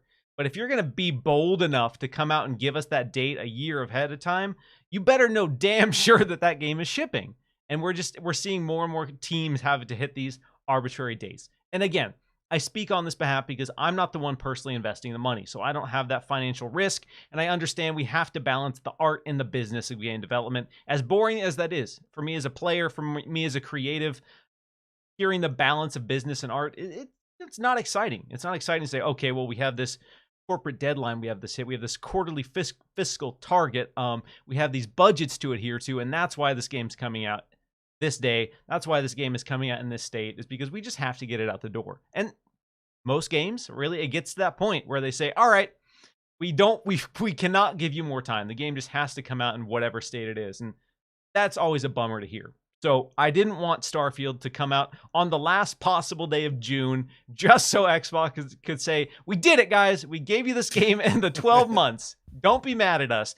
But if that game wasn't an absolute banger, people would be mad. And so that's why you touched on this briefly. And my next question is, how much pressure is on Starfield to deliver? After all of these delays, after all this anticipation, How much pressure is on Bethesda and Xbox to make sure that this is the best Bethesda game that's come out?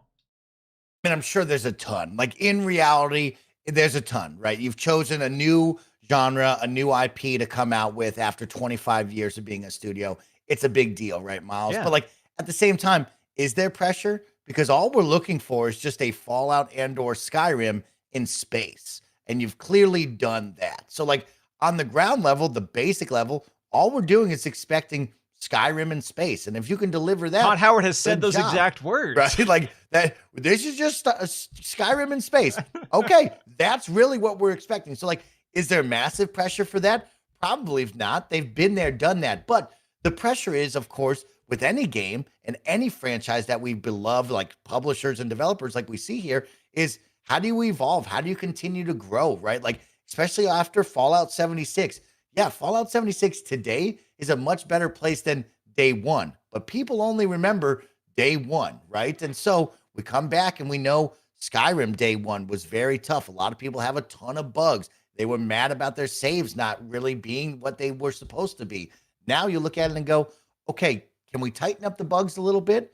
Can you deliver on this promise of 1,000 planets and making them worth my time and worthwhile? Because in all reality, Skyrim's a game that people still play to this day. Skyrim's a game that you get lost in and play for thousands of hours. And if they can deliver that in space, well, man, we got a hit. And so I wonder really what the pressure is, because for me, it's like just deliver the very basic and you did it.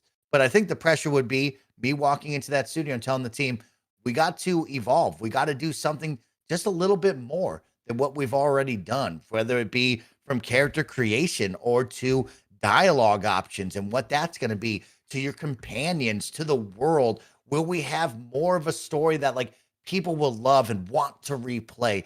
Will there be enough base building and ship customization that people will never want to stop, right? And so the pressure is can we make another game that will last 10 years? Can we make the joke, Miles, in 2020, in 2033, hey, Starfield, it's on your smart fridge. Like that's the pressure that I want to see right there.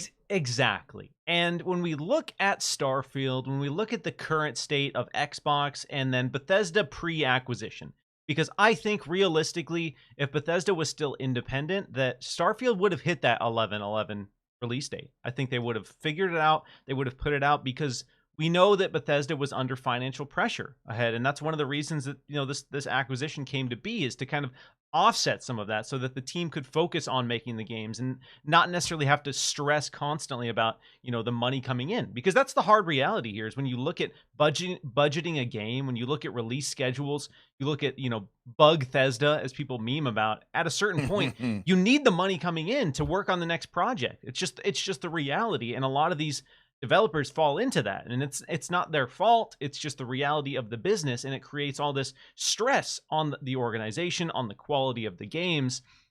And when I look at Xbox Game Studios, when I look at Bethesda, when I look at these delays, when I look at the pressure that's on the game, my thought goes to Xbox basically promised us, everyone involved, the players and the developers, that if you join Xbox Game Studios, you will have the resources to make games better than you've ever made them before. You'll be empowered to develop games.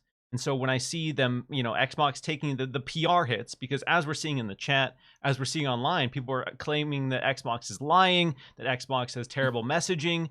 They're taking those PR hits to make sure that this game comes out in a solid, polished state. Because realistically, we can't have another situation where we have a Halo Infinite that has all of this momentum, all of this goodwill, and then the post-launch conversations about the game are incredibly negative. Xbox, in a lot of ways, has had a lot of buts attached to their games. And this is coming from an Xbox fan. I love Xbox. I primarily play on Xbox. Xbox has some of my favorite franchises of all time. Sea of Thieves, I've confidently said, is one of Xbox's most important IP of the last decade. Its launch was filled with butts. Like, there was a lot of problems with that game at launch. Gears 5, same deal. A lot of problems there at launch. Halo Infinite, a lot of problems there at launch. Like, I just want Xbox, and I think Xbox understands that they need just an unquestionable hit. Forza, we've seen them do it with Forza Horizon. Forza Horizon 5, I think, was their first, like, this is a mega game. Nobody's complaining about the game. There's nothing negative. Everyone is just celebrating it, embracing it, and that's why it's at like 25 million players. I think we're even close to 30 at this point. So they've done it. They've done it with Forza Horizon 5. I just want to see them do that more consistently. So when I look at what Starfield could be with its release, I just want it to be a game that comes out and has no baggage attached to it. So Xbox can say, you can play this undeniable Game of the Year contender day one on Xbox Game Pass. I don't care who you are, where you can play one of the best games that is available on any console right here. And they haven't had that really with Game Pass in a lot of avenues. So this is a test in some ways to see if they can deliver their first big, undeniable hit day one into Xbox Game Pass. Because Halo Infinite was shaping up to be that, but I think it's fair to say it wasn't that. It wasn't. No, it's totally fair to say that. Right. But I mean, yeah, you're so right. You look at Xbox and you said it so well. It's like they're taking the hits, right? Allowing these developers more time. Look at Psychonauts 2 and what Xbox was able to do to help that team over at Double Fine elevate that game into the hit that it was, right? You look at passion projects from Pentiment to Grounded, things that like probably wouldn't have happened with those studios if they didn't have the backing, right? And so if Xbox is going to be able to take the hit and take that on the chin, that's great. I'm sure when we get into June, they probably will not use the in the next 12 months mantra ever again. It will be very interesting to see when we go to the next big game summer showcase if that is the terminology that they ever use again. I think it was something that the fan base had an outcry for. Hey, we're sick of you showing games like State of Decay 3 that's maybe 5 years out. I don't want to know about that. I want to know about what's coming to my console right now. And I think they took all that in over the years and they were like, all right, like, how do we make a show like that? And clearly they put it together. And if we brought up the big board, we could put X's and check marks amongst all the games that they announced, and they tried, right? And I think that's where we're at right now is we're in a state of we're trying things and we're going to see if it works, and we're going to give you our best after we know what works and doesn't work. And sometimes we're going to fail. Us as human beings, we fail sometimes. And it's all right to fail because you get up and learn and come back a different way the next time. And I think this summer, we'll see Xbox definitely probably not ever say 12 months again, which will be the right call, and do something different, which I'm excited for. But on the Starfield side, like, this is really exciting because now we can stop talking about, oh, when's the date? Where do we stand? When's the developer direct? We have everything out of the way. And now we can just focus on, man, oh man, are you excited for Starfall or what? Because you can go over to their YouTube page. You can click on a 16 video playlist that I promise you, if you watch all the way through, will get you jazzed up and pumped up for Starfield, right? The dream of 2 different coming out of the vault moments, Miles, is awesome to me, right? Like, I love that coming out of the vault or that Starfield, or that Skyrim, who are you moment, right? Like, that's going to be so awesome and exciting. And the first time you leave a planet and go into orbit, what does that look like and feel like? The first time you find a planet and you say, I'm going to go plant my flag on that. I'm going to see what happens down there. Or that first awesome city, like the concept and the design of these cities that they've put out there, that fishing village that have made their money off of psychedelic fishes that like is a drug now, and they've made it only legal on this planet. And people are out there. It's like a casino gambling fish drug planet. Like, I'm like, yeah, I'm all about that. I want this, right? And so the hype now should be very real. And the excitement for June on how they present this, whether it be 10 minutes, 30 minutes, 45 minutes, whatever this Bethesda team does, all eyes will be on them. And it's really pumped up and excited. Yeah, buddy. Like, I've joked around about how like sci-fi is not really my bag. So like I'm personally more excited for stuff like Redfall than Starfield. But that being said, I trust Bethesda. I've loved so many Bethesda games over the years. I think Fallout 3 was kind of the game that made me forever love Bethesda. Yeah. Like, I played Morrowind, loved Oblivion, but then when Fallout 3 hit, I was like, damn, these guys get it. These guys know how to build a world. They know how to keep me engaged. And Fallout 3 was the game that I was like, I'm playing every single Bethesda game that comes out. I don't care what the setting is. So that's how I feel about Starfield. Even though it's not like my bag 100%, Like, I'm gonna be there day one to see what the worlds are that they've created in this.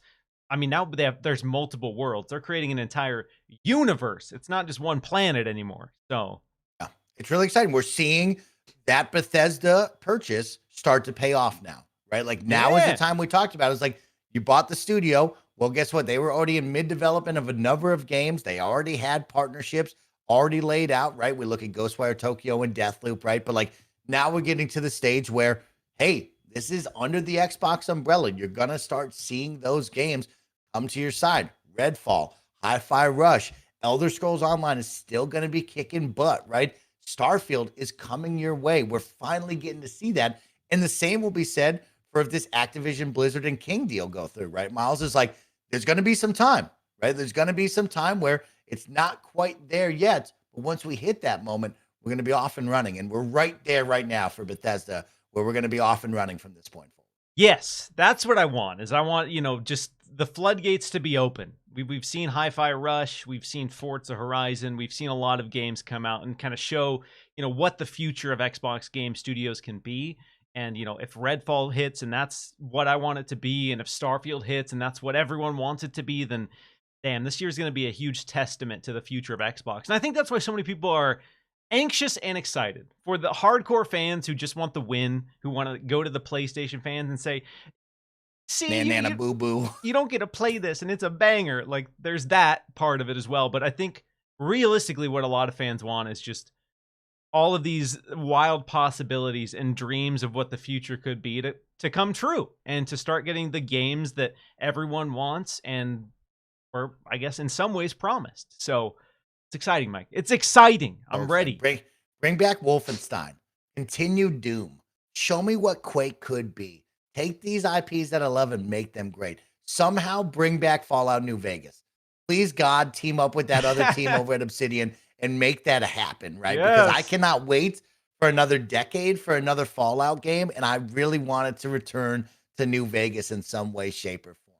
So, yeah, it's exciting time, Miles. And I know everybody likes to do we one-upped you, we have this, you don't have that. But as gamers, right, like, I would say most gamers love to play games anywhere there's a good game, right? Like you and I were jazzed up about Spider-Man, right? Yeah. We're super jazzed up Venom, about the dude. new Zelda coming out. Like there's a ton of games that I'm just excited to play, and I don't care where I play them, but it is awesome to see the team that I love with Xbox, who I have had since the OG to Xbox 360 era, where my place to play is, finally start to say, hey, we're making our way back, and we're going to give you the games that you deserve. And we're not going to be stuck in the Crackdown 3 and Xbox One era anymore. So I'm happy they're making a turn. Yes, dude. It's awesome to see PlayStation, Nintendo, and Xbox go into 2023, each one with a huge game. Yes. I don't care who you are, where you play. You can't look at stuff like Spider-Man 2, Starfield, and Tears of the Kingdom and tell anyone with a straight face that those games are not going to be gargantuan. So it's amazing. And like you said, money's a hurdle for some people, understandably. But yeah, I'm going to go where the games are. I'm going to go where the great games are, and I'm going to find a way, somehow, some way to play a great game. So obviously we all have our preferences, but, and this is said time and time again, what's most important for a lot of people are the games, not really the platform that they're tied to. I'm going to get to a couple super chats here before we transition into the Xbox Games Showcase for 2023. We got Face 23 BKNY says, my most anticipated game is Resident Evil 4 Remake. Woo! That's probably mine too right now, baby. Let's go. You get that in just like 14 days. That's like 2 weeks away, my guy. 2 weeks away. You're gonna have some fun. Let's go. Another one from Face 23 BKNY says, Spider-Man 2 and Starfield head to head. You think Spider-Man 2 is going to drop September as well? You think they're going to do that? I mean, I'm sure it'll be in that window. I don't know if it will be September, right? But like, yeah, of course, it's probably going to be in the big time window, which is September, October, November, right? Like those are the big time windows for these big fall releases. So it will be in that window. But the coolest part is like, man, we're going to have some great games to play. That's for sure. Yeah. Super chat from Hargate Chani, who says, wait, did I just hear the slander of Sons of the Forest more anticipated than Tears of the Kingdom? Just kidding, Mike. Have a wonderful Saturday. You're the best, dude. It is so great to see you in all of the Xbox communities. Thank you for your support. Yes, you did hear that because Miles, you and I've talked about it. I'm an N64 kid. That was my first ever console, but I played nothing but third-party games on my N64. Ken Griffey Jr., Rampage, Gauntlet Legends, right? Oh, Like Gauntlet I, Legends. you know, Yes. I'm sorry to say this the day after Mario Day, but I still to this day have never really played a Mario game. I've once tried Mario N64 for like 3 hours. I tried Super Mario Odyssey for an hour, but like I've never really played a Mario game. I've never really played a Zelda game. I tried whatever the last one was that everybody loves, Breath of the Wild, for a couple hours on Kinda Funny. But man, oh man, I need to get my button gear and play some of these awesome franchises. I'm really lucky they just made the Metroid Prime remake because I thought Samus was a Smash Bros character. I thought Kirby was a Smash Bros character, and here I am getting to play these awesome games. So, hopefully when Tears of the Kingdom comes out, I get a good push and I jump on it. But man, I'll still continue to circle back. That hardware just kills me. I think the dream of the Switch and what it was when that first came out was an awesome idea. But now where we're at in 2023, I need something more powerful. I need something more reliable. I want a better system from Nintendo where I can put it underneath my TV cabinet and I have a blast. But I do love the idea. Still to this day, Miles, I will say I still love the idea of the Switch. I love the idea of strong home console, pick it up, go play it anywhere. Like it's a very cool vision. It's just not strong enough in 2020. Just give me I need just 60 FPS. All right. When I look at the Switch Oh, Pro, it doesn't need to be 4K. Like it doesn't. I'm not expecting it to be, native 4K for most games, but give me that 60, baby. Let me play. Please let me play Tears of the Kingdom. Let me play yeah. Pokemon at 60. It can be 720p 60. I don't care. Just give me that 60 FPS. All right. Like I love my Switch. I love the idea of it, but like you, at this point, games they're starting to feel a little old, starting Yeah. to feel a little rough. It's After wild. we endured Pokemon Scarlet and Violet, people are like, okay, like, what is next? Because this ain't doing it, bro. This ain't doing it for me.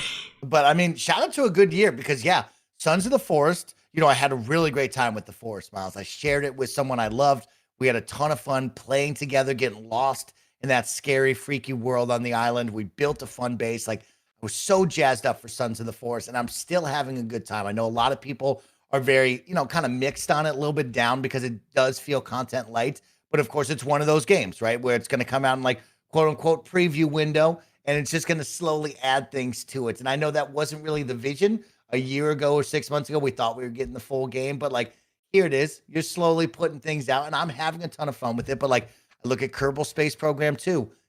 Loved it. Can't wait for that. Playing that, having fun trying to send things to space. I look forward to Diablo, right? Yeah, Can't wait. dude. Yes. Starfield, man. Like I'm getting all these games that I love, and it's a great year for video games, which is really exciting to say.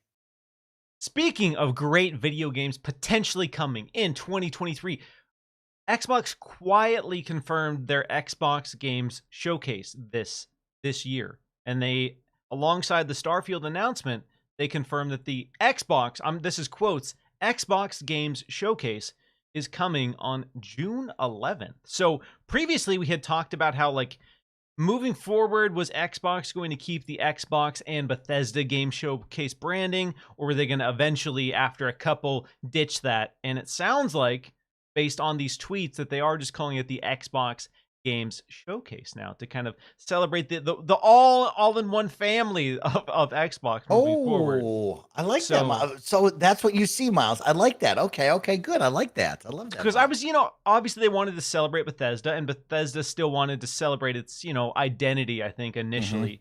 But I think as we look forward, I think it just made more sense because especially if Activision is acquired by Xbox, are we really going to have the Xbox and Bethesda and Activision Games Showcase? Like, is that the branding they want to commit to? So I think just calling it Xbox Games Showcase streamlined a little bit. But I'm happy to hear that. You touched on some of the points that I wanted to touch on.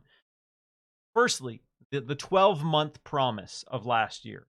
The Xbox and Bethesda Games Showcase, the infamous line that every game you see today is coming in the next 12 months. I think you clearly stated that you don't expect them to do that ever again. And is it safe to say you don't want to see them do that ever again? Man, that's a tough one, Miles. You know what I mean? It is a very delicate dance, right? Because I did like the idea of what's coming in the next 12 months. I think there is going to be a segment of this that is, hey, here's what's coming in the next 12 months. And then here's what you can look forward to. That might be the new kind of pitch for all of this instead of what we had before, where it was just a grab bag of things and we were throwing things out there and you were getting excited and you saw one date, you never saw another date, back and forth. Or do we just go back and say, hey, year number 2, we've committed to the 12-month thing. This is what we want to do. But I don't like it as much, to be honest with you, Miles. I was always someone who said, tease me with something far away, right? Like, give me a little tease, sprinkle it in there. Give me that little Fable CGI trailer. Like, that's all right with me. Like, I want to see what you have in your back pocket that you can tease me, right? And it's such a delicate dance because there's a part of me that's like, show it to me and I want it now, but also like, tease me with some cool projects that you're doing, right? Like, let's see where you go. And hopefully Xbox in the next 5 years has the pipeline going where we're turning out things at a better pace, right? And we can start getting to a better timeline of, hey, this is this year. Here's some teases that will be in the next 2 years. We'll see and hear from them and next year and the year after that, right? Like, maybe that's where we get to. But I think this summer we will probably ditch that, right? Or maybe we find a better blend, but we'll probably ditch that. And I bet you we go back to years prior where it's just a bunch of games and we're doing this, and that you see a trailer or like a CGI trailer for Wolfenstein 3, and you're like, oh my God. And they're like, no date on that, probably a long way away. You know what I mean? So we'll probably do that. It will be interesting. Do they talk about last year? Do they say, hey, here's the wall that we promised, you know, these are out now, these are still coming. You know, that's a tough one to do there, Miles. It's a tough balance because obviously going into last year, regardless of how you felt about the 12-month plan or strategy, so much noise in the community was Xbox has no games coming out anytime soon. Xbox has no games coming out in 2022. And so they had to show something, and that's kind of the trap they fell into when they showed Everwild, State of Decay 3, Avowed, all of these games. Because going into that show, everyone was like, well, Xbox has no games. Like, Xbox has nothing coming that I know about. And so they said, here, look, we do have a bunch of stuff coming. We are working on a lot of games. We're not going to give you dates. We're not going to give you windows, but we're going to let you know that these games are happening. And so I'm going to put on my positive tinfoil hat here for a second, because you brought up positivity. You brought up something that was a really interesting idea that I've been thinking about a lot recently when it comes to pacing and cadence. We know Xbox, as we've seen with delays, they're willing to take the hit. They're willing to take the PR lashing to set themselves up for success. So, what if Xbox looked at its slate? They looked at their Everwilds, they looked at their Avoweds, they looked at their Redfalls, Starfields, they looked at everything they had on the table, and they said, you know what, Bethesda, take more time on Redfall, take more time on Starfield. We're just going to take the hit. We're going to take the hit we're going to take an entire year hit and just start setting the foundation and the blueprint for our future cadence of video games. We understand that we are not going to have anything immediately out. We're going to lean into third-party partners. We're going to lean into indie devs. We're going to give this roadmap that paints a picture. But we know realistically we're not going to have anything in the next 12 months. But we are trying to set ourselves up for a better, more consistent future. So what if some of these delays, what if some of these pushes were to be more in line with, you know, kind of, I guess, how Nintendo operates, in the sense where they will have games that are done, completely done, and they will sit on that game for months, 6 months, a year, upwards of a year in some cases. And with the current state of development, so much of it is like you are working on that game up until the day that it drops. You are working on that game until 24 hours until it hits the stores. Like, that is how a lot of game development works. So my positive tinfoil hat and spin is here. Maybe, potentially, we are going to see a more consistent Xbox moving forward because of some of these delays, that they want to have a better idea. And because we've heard Matt Booty joke about, like, oh yeah, it's hard to like plan our calendars out because we have so many games coming. And a lot of people were like, sure, Matt, then where are they if that's the case? But I'm wondering if there was some truth to that and they are just trying to set this foundation. It is that time, Miles, right? Like, that's where the dream and that's where they want to be. It will be interesting to see. the future of what they do and how they really organized all of this. And you might be right. Maybe they sit on things. Maybe they hold it and they hit that better one. I mean, we look at the now though. Like they definitely have to address the now. Yep. Is Forza going to be a shadow drop? Like we already know Forza was supposed to be. They said spring, right? Is this going to be before June, or is this going to be something where it's like, hey, guess what? We talked about Forza. Today it's out. Here we go. You know what I mean? Do we use that? Where do we go with titles that we know about? State of Decay. We talked about Avowed, Perfect Dark, right? Like these games that we've seen the chat brings up of like, we've seen a lot of games, Mike. I don't want to see CGI trailers. Let's see the games now. Is it time to start showing those? Are they ready to rock and roll? And Hellblade, how many more times can you show me Hellblade, Miles, without finally releasing the game? That's my concern about that game. The next time I see Hellblade, it better be here's the date. At this point, Yes. like I've seen it enough. Like I'm excited about the game, excited about the project. Please don't show me anything else. Just give me the date. And if that takes more time, so be it. I am still kind of the camp that there maybe is a world where Hellblade 2 drops this fall. But obviously that's at this point it's too early to say, but I think there is a possibility where we see that as the big holiday game for Xbox. If Starfield is their September game, which I thought there was maybe a world where Starfield is the big holiday game because why not? But if Starfield is September, that makes me feel like they got something cooking. Interesting, for the last few months. They're not going to have another holiday without a big game. Let me tell you that. See, I'm on the other side. I think now you've spread everything out to the point where you don't need Hellblade. Hellblade will be in the spring of next year or early next year instead. You know what I mean? You've already given them 4 titles. There it is. That's true. There's our 3 months, one banger every 3 months.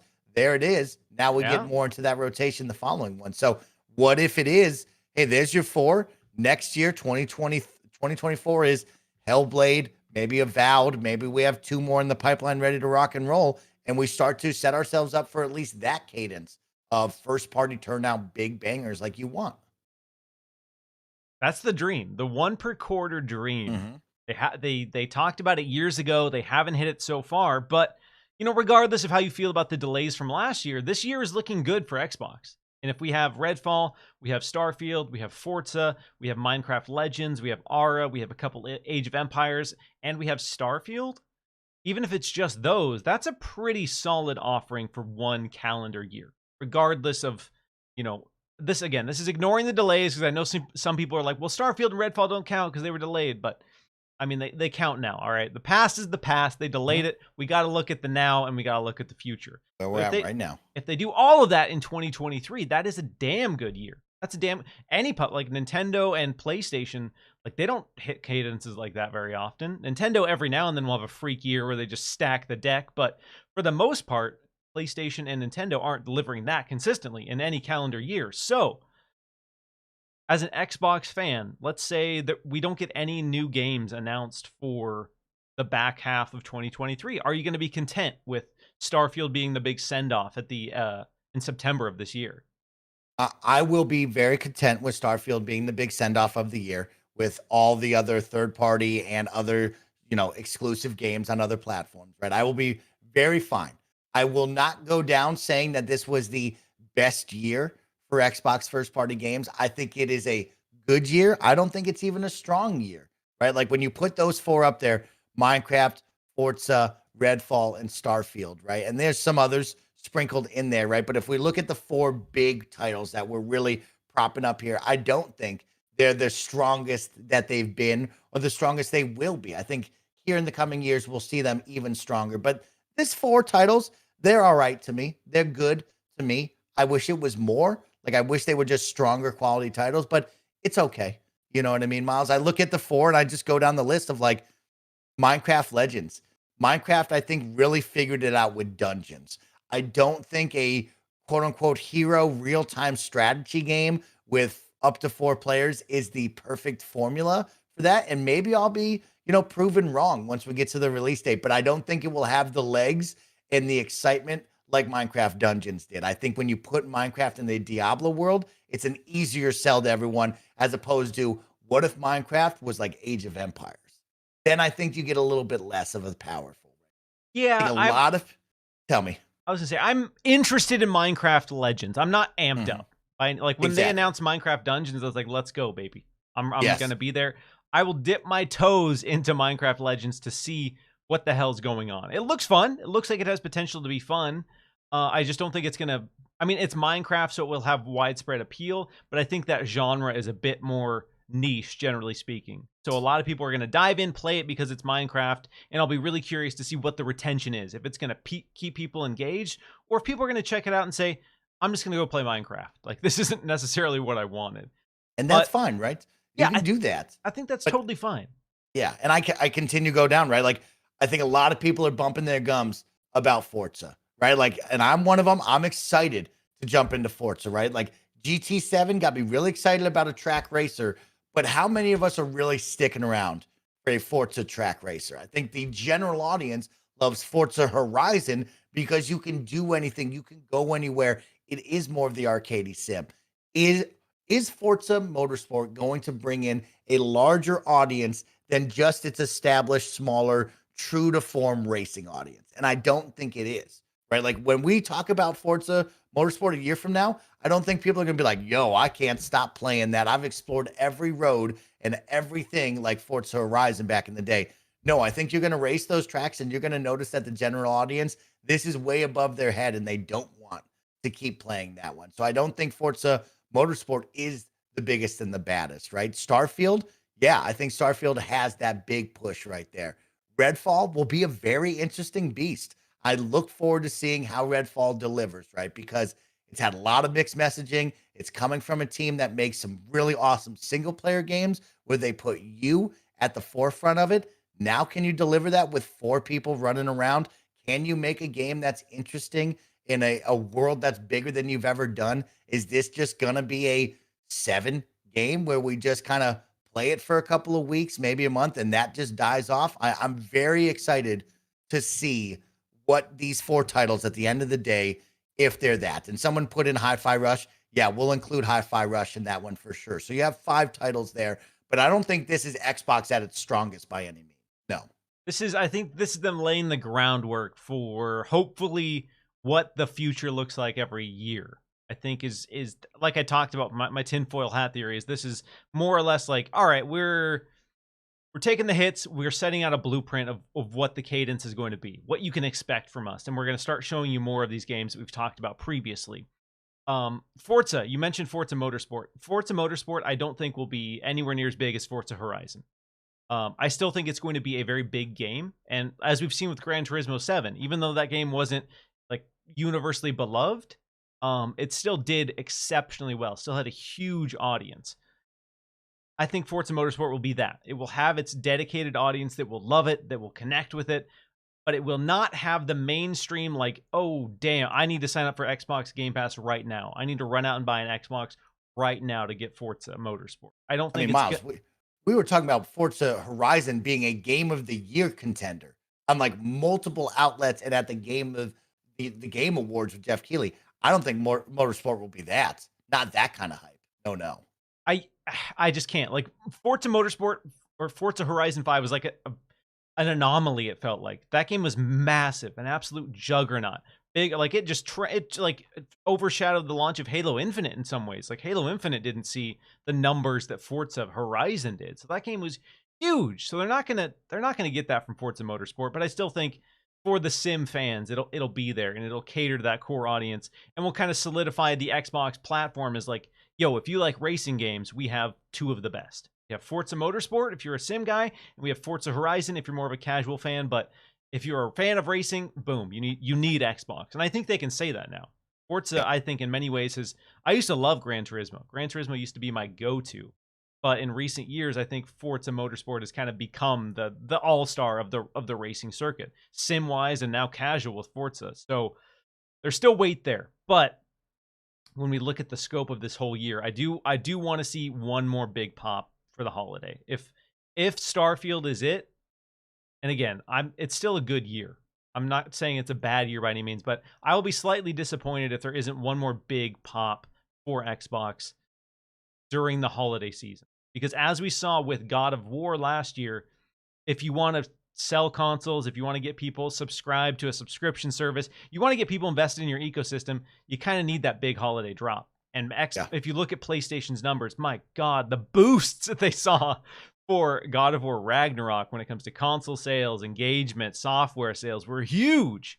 And so I think Xbox is not going to just ignore that. Again, they're not going to force anything out if nothing's ready, but I am hoping there is something that is ready, and it would be dope if that was Hellblade 2. I think that would be a But nice touch to the year. But we'll see. 5 we'll see. games, 5 games at the end of the year, plus some great compliments, right? Like, don't get me wrong, Age of Empires 2 on console is awesome, Miles. They did a Yeah, buddy, terrific yeah. job with that. But like, I don't think mainstream audience is going, yo, I got to play Age of Empires 2. Like, if you're down with an RTS game, that's the RTS game. But like, great job on console. Excited to see, of course, 4 come to console as well. That's a big deal. But Mm-hmm. yeah, there's some nice touches. And of course, some good Game Pass partnerships that we've seen thus far that have been some nice touches as well. Of course, I think we look back on Atomic Heart, that didn't hit the way people really hyped it to hit up. You know what I mean? But you'll have some more coming your way. Civ 6 is a nice win here this month. So there's more coming your way. This is going to be a good year for Xbox, which is exciting to say. That's what you want. This is a good year, and we need that. We got a super chat from the legend, Hargeet Chani, with an interesting possibility for holiday and Xbox. With ABK, assuming it completes, Xbox already has a massive game coming out this fall, Call of Duty. Would still love to see one more, but Call of Duty is enough. So what if, again, tinfoil hat time once again, what if they purposely put Starfield in September so that when COD hits in October or November, when this deal closes, they can just bang that drum as loud as they possibly can. We have Call of Duty now, and that's just like their holiday is Call of Duty. Do you think that's a potential strategy that they're sitting on? Oh, it'd be a massive strategy. I mean, not only just the Call of Duty win, but the whole library, right? Like we saw that with Bethesda, where it's like, hey, guess what? All of those Bethesda titles, they're now on Game Pass, right? And so you would get a massive win of putting all of those around holiday time as well. Right on that service would be a big win. And then you look over at the PC side of things, right? Like a big piece of this, everybody talks about mobile, which is probably the eyes on the prize for the future. But right now, for standard gamers, you're looking at the console side of things, which is that big Activision library that you want to see. You want to see Call of Duty into all of this because I'm sure we're all sick of paying $60 a year for Call of Duty, but gosh darn it, I'll do it every single time, Miles. But on the flip side, like Game Pass PC will get a massive boost, right? We're talking right now about the Riot deal being a big deal if you're a PC gamer. Now you start to put in what could be awesome titles from the BlizzNet franchise there. There's so many good ones there, and the future is so bright. And right off the rip, you could play hey, World of Warcraft for the next 3 months is included in PC Game Pass, right? And then they'll figure out the deal and what they want to do with that subscription service. But you can at least say, hey, if you got Game Pass Ultimate or Xbox PC Game Pass, well, jump into World of Warcraft right now. Let's just see a boost to that player base. And so it's a big deal right there if they can get that done.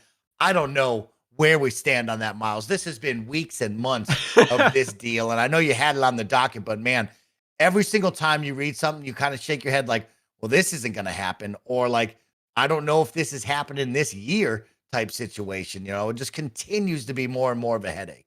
Yeah, it's definitely a headache. A lot of people in the community are sick of talking about it. We are going to talk a little bit about it, you know, just to preface the people. Mentally prepare. We are going to touch on some Activision Blizzard King drama. But when it comes to Call of Duty being the holiday drop, if that is the strategy, if they are trying to time it that way, I think that would be a smart play to really lean into that messaging that Xbox is the home of Call of Duty. We're not going to take it away from any other platform, so you can still play where you're playing. But, you know, just so you know, we have this little thing called Game Pass, and it's dope because guess what? You get to play 2 of the biggest games this year in Diablo 4 and the new Call of Duty in Game Pass. And if they could use that as a marketing approach for the holiday season, and I'm not trying to be a downer, but based on the current trajectory of this deal, how everything's playing out, I do not think the timing is going to be convenient enough for Diablo to launch into Game Pass, even if this deal does close. I don't even think they're looking at that, Miles, to be honest with you. I think they're focused on let's just make this deal happen. I don't think they're going, you know, we're getting close here. Maybe November, this is going to be the one. I think they're just looking at it going, how do we overcome this obstacle that is Sony and the CMA and all this UK stuff just being a headache, a thorn in our side right now, Let's talk about that, Mike, because Let's talk about it, Miles. It's a drama. It's a sitcom. Again, this is an Xbox podcast, so I'm legally obligated to talk about any Activision Blizzard King development, okay? But as much as I'm sick of talking about it in some ways, the last couple weeks we've had big developments, wild developments. And again, this feels like the Johnny Depp versus Amber Heard trial, where no matter who you are or where you are, you can't avoid it. People are just throwing quotes in your face, throwing clips in your face of all the drama. And with us being on podcasts and being in the community, it's impossible to ignore. There's so much noise and energy invested in this. So we've gotten some pretty scathing comments and some pretty scathing accusations dropped this week. So the EVP of Corporate Affairs and CCO of Activision Blizzard shared that infamous meme, the Call of Duty bike riding meme. I'm sure we all saw it. That dropped on February 21st. And everybody shared that. That went around, and basically it was her making fun of PlayStation complaining about the possibility of them losing Call of Duty when they're not going to take the Call of Duty deal that's been presented to them. And that deal is, we're going to give you 10 years of parity for content, subscription services, everything. We're going to give you a 10-year across-the-board parity like we've offered Nintendo, and Nintendo has signed it. So PlayStation is the holdout there. So in some developments this week, we got some more context for why she shared that particular meme on that particular day. And this was in response to Tom Warren on Twitter. And she claims that Jim Ryan, the president of Sony Interactive Entertainment, during the behind closed doors meetings on February 21st said, quote, "I don't want a new Call of Duty deal. I just want to block your merger." So there's been speculation in the community about, what is PlayStation trying to get out of this? Are they really worried about competition? Are they trying to get a better deal for themselves when it comes to parity and Call of Duty? But according to this executive of Blizzard, she has essentially claimed that Jim Ryan just is doing anything in his power to straight up block the deal. There's no Call of Duty agreement that's going to make them happy. The only way that they'll be happy is if this deal just gets blocked flat out. So pretty explosive claim. And then since that, there's been more drama, Mike. It doesn't stop there. It doesn't stop there. I mean, it doesn't stop there. But you think, Miles, is when it comes down to business side of things, yeah, that's the right mindset to approach it. Like, we're stopping this from happening because we're not going to lose that. Is right. So I see his side. I see, of course, where Jim Ryan is coming from. Of course. Yeah. Yeah. You know what? I know people are upset about it, but if Jim Ryan straight up said that during this meeting, that is probably the most honest thing that we've heard anyone say during this entire trial. For him to say, "I just don't want it to happen," okay? Plain and simple is right. Like, clearly, we're here to stop this from happening because it's a big deal in the gaming world. Exactly, because PlayStation is going to lose money. Because what Call of Duty means for PlayStation is free money. They are the majority platform. Most people buy Call of Duty on PlayStation. And that just means that PlayStation gets all of this essentially free money every single year. Free, easy money for them every single year. It's this just juicy revenue stream. They're just getting that split. And then somebody comes in and says, "Yeah, we might shake that up in a way that you get less money." If you're a business, if you're Jim Ryan, you're getting in that private jet, you're flying to Brussels, and you're saying, "This is bad. This is horrible for the gamers. This is horrible for the industry. This will irreversibly damage competition." Okay? This is so evil. This cannot happen for so many reasons. And you're out there getting in everyone's face as soon as possible to try to stop the deal. What's your read on all these developments, Mike? How is this going to play out? What's going to be the outcome of all this drama? It's just exciting and pretty amazing to see, right? Like, when you think back to the Bethesda one, you really didn't get that. This is when the word exclusivity really went wild, right? It's something that I think we've dealt with on the console side of things, but this is when, on that deal, it was just the word exclusivity with Bethesda titles, but that deal just went through. This one has been out in the forefront on everyone's mind, right? We get to read it, we get to see it. Everything is happening from, hey, Xbox is doing their best to try to fight back and make this happen. They've partnered with Nintendo, Nvidia. Shucks, they've even gone to Steam and say, "We'll still keep selling your games." And Steam is like, "We don't really care about anything. Don't worry. Don't even talk to me. It's all good, dog. Do your thing." Exactly. Steam doesn't care at all. But it is wild to see this. It's at the forefront, right? It doesn't feel the same as the Bethesda one, right? I can't think back of going when we were doing the Bethesda deal, this is how it went down. No, no, no. This is a much different side of things. And you totally get it, right? Call of Duty is the big dog. Every Yeah. single year, when you look at those NPD numbers, Call of Duty is at the tippity top every single year for a reason, because it is the established first person shooter franchise that any casual to hardcore gamer knows about, wants, and plays and buys every single year. And that is a massive chunk of people's businesses, right? And Yeah. for Sony's side, yeah, you best believe you would be worried. The same thing would be happening if Sony was trying to buy it from Xbox, right? And Phil would be over there going, hold up, wait a minute. This could be a really big problem for all of us, right? Like, there's no doubt in my mind that Xbox wouldn't be doing very similar stuff to try to slow this down, or at least be making a better deal for themselves. And so, yeah, it's wild to watch in front of us, Miles, and it's fun and it's exciting. You don't get to see this business dealing like that really in your life if you're just a 9 to 5, hey, I work at the mall type person, right? So we get to see it on full display, and it's pretty wild of seeing all of this. I don't know, Miles. It just seems to be up and down. You see one day you're like, oh man, Ugh. this is positive. It's going to be fine. Like, they're making deals with Nintendo. Like, everybody's going to come around to it. And then on the flip side, it's like, well, in reality, Sony doesn't want that. And so they're going to fight tooth and nail to make sure this doesn't happen. Because, yeah, the moment you take the biggest and the baddest and put it on one side, no matter if I even give you a 10-year deal, Miles, the sell of, hey, this is going to be exclusively on Game Pass and you can just get it in this small subscription service for $15 a month, a large chunk of that audience is going to switch sides. No matter how you paint it, it's going to happen, right? And I don't think Xbox would go as far as like giving you the lesser version, but you best believe that they're probably figuring out a way to, just like Sony did in the past, start putting out guns, DLC, a little bit faster on one side, or maybe non-existent on the other side. You know what I mean? So yeah, I can see both sides of this, and it's exciting and fun to watch. It's interesting. Yeah, it's been a roller coaster. Like you said, there's some days where it seems like, oh yeah, this is going through. Everyone seems fine, and then you see a development where some regulator has made a hard stance on the deal and what it could mean. If we take a little trip down memory lane, a little look at brief history, we know the weight of Call of Duty when it comes to market share. We know the weight of Call of Duty when it comes to brand reception, because PlayStation, coming off of the PlayStation 2, which was a juggernaut, an absolute behemoth of a console, they lost a huge percentage of the market share, especially in the US.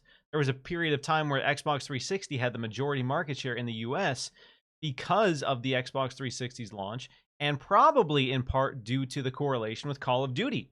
Xbox had exclusive maps, Xbox had exclusive content. There was a lot of exclusivity tied to Call of Duty and the Xbox brand. And that was a huge portion of Microsoft's business for a long time. They leaned into that heavily, much in the same way we are seeing PlayStation lean heavily into it. And there's this odd correlation between, who has the branding partnerships with Call of Duty and who's in the lead in the US, at least. Obviously, Xbox in some markets, even with Call of Duty, has an uphill battle. But there is a precedent that says Call of Duty carries a lot of weight, carries a lot of brand recognition and power. Massive amount of weight. And so again, PlayStation, I think, is looking at that and saying, damn, there's a chance that things could swing back again.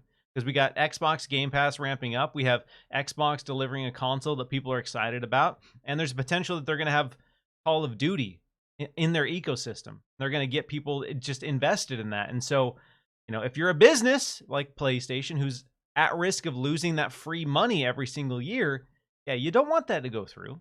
Really, really don't want that to go through. So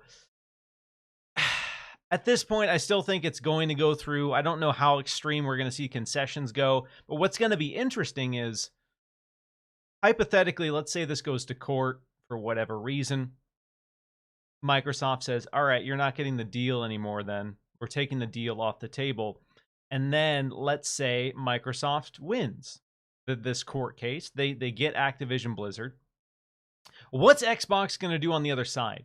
Hypothetically, how do you think they react to PlayStation? Oh, you put a bad taste in my mouth, and now I'm going to give you a sour deal. No, they'll still. I think Phil has shown that he's going to act with class and dignity. I think so too. You know what I mean? But yeah, you'd like to say like, man, you put a bad taste in my mouth and I'm going to stick you with this one now. But like he has shown time and time again that that guy is a class act and will step right up and make the deal and make whatever needs to happen the correct way for sure. So I don't think it will be anything bad, but like for sure, you've given him a headache. He's not going to be pleased. Nobody will be pleased. No. So I don't, yeah, like you, I agree. I don't think we're going to see any extreme retaliation if that is how things play out. But I don't think Microsoft is going to rush to sweeten the deal any further than saying, all right, we're going to keep Call of Duty on PlayStation. But that's where it stops. Like that's shout out to this deal as well for putting me onto some awesome content creators, right? I'm sure you've talked to him before, but Hogue Law has really been fun. That's come to the forefront of like exciting stuff to see, some really smart in-depth analysis from a really smart guy. You talk about Destin Legary's channel over on Destin's channel of like, he's bringing on some really smart people and having some really good critiques and just analysis that you want to see. And so it is wild. It is fun. It's exciting. Go find people that are knowledgeable about this and listen and see what they think, right? See who is bringing new and different takes to it. But on my side of things with like zero knowledge of this stuff, Miles, it's like, man, what a headache from the outside. When will this go through? Will it not go through? What are some of the pieces that will fall through the cracks? But I just want it to go through, Miles, because yeah, I want to celebrate that win with Xbox, and I want to see these developers in a better place. I want them to get away from Bobby Kotick and what has been going down over at Activision and Blizzard and see these teams in a much better and safer workplace and hopefully being able to put out better products in the end of the day. Exactly. Activision and Blizzard have not been the moral compass anyone should follow when it comes to how to manage people and workplaces. And so I know Microsoft can't really say like, yeah, things suck over there, but once we acquire them, like it'll be better. But I'm hoping that that's the messaging once this deal goes through. They say, okay, now we can come in, we can improve things, and we can make a big PR play to, let people know that things are changing. I think for me, that's important. I need to know that on the other side there is going to be some kind of change, and it's not going to be, hey, Bobby Kotick's still around, and you guys just do your own thing. You've been doing it good. We're going to let you keep on doing it, but we'll be over here if you need us. Like, that's hopefully not what it looks like on the other side. Yeah, definitely. And also, like, bring the games that I love. Right? You know what I mean? I wanted to go through Diablo and Game Pass, baby. That's it. That's a reason enough for me to want this deal to go through. I want to see... like Jez brought up, Jez does a really good job of bringing up a lot of Blizzard titles that I love, right? Like I would love to see World of Warcraft continue to shine and maybe get a shot in the arm and like elevate just a little bit. I'm a big Warcraft 3 guy, but I would like to see some more StarCraft and some awesome RTSs coming out of that team. I'd like to take a look at Heroes of the Storm. Unlike Jez, I don't think that's a must bring back, but I think what they did in the MOBA market is really, really fun and different, right? I think that's why you and I liked Pokemon Unite so much, right? Yeah, because you get stuck in these long, dragged out Dota and League of Legends games. And it's like, just give me something just a little bit lighter, something a little bit fresh. And that's what Heroes of the Storm did. And it was a ton of fun. I don't think it was like a killer in the marketplace, especially when you're going up against those two juggernauts. But like games like that, I love seeing. So I hope that we can get awesome games coming out of that, from Guitar Hero and things like that to more Crash, whatever. Let's have some fun. Tony Hawk Pro Skater, baby. Let's go. Yes. All right, Mike, let's move on to community Q&A real quick. Ooh. We got Monkey versus Tramps, who says, let's imagine a potential future. The Activision Blizzard deal has passed. Oh, what a glorious utopia that will be. 343 Studios have decided another company should have a shot of making Halo. Which of the following would you allow to make the next Halo? We got the Call of Duty team, Doom Eternal team, or Arcane. Of those three, who are you tasking with throwing down the next Halo? To make a Halo game. Man, that's wild. Doom team. Yeah, I'd go over to the Doom team. Yep. Is where I'd go with that. Arcane, maybe. I picked Coalition over them. Call of Duty team is going to turn out the same thing that I'm already getting. So let's let the Doom team try to elevate that and give me something fun. Yeah. More on the movement side like we saw in Halo Infinite. So that's why I'll go with that one. What about you? I'm with you. I 100% agree. Okay. Like Doom Okay. Eternal mixed with the Halo Infinite grapple and kind of expansive world, like that's what I want to see. That's when I look at where I want Halo to go, I want them to lean more into the mobility because we know the lore. For all you lore heads out there, why are we so slow? Huh? Yeah. They talk about in the books how you run as fast as cars. Why are we so slow in the games then, huh? Lore fans, answer me that. So I want to see Halo Infinite lean into mobility a little bit more and kind of expand that because we are super soldiers. So I want to feel like a super soldier. Remember when we got into the discussion of like, should the video game have a mantle system in it and how crazy that was? It's like, yeah, of course it needs a mantle system. It's 2023. Like, put it in there. And people were like, no.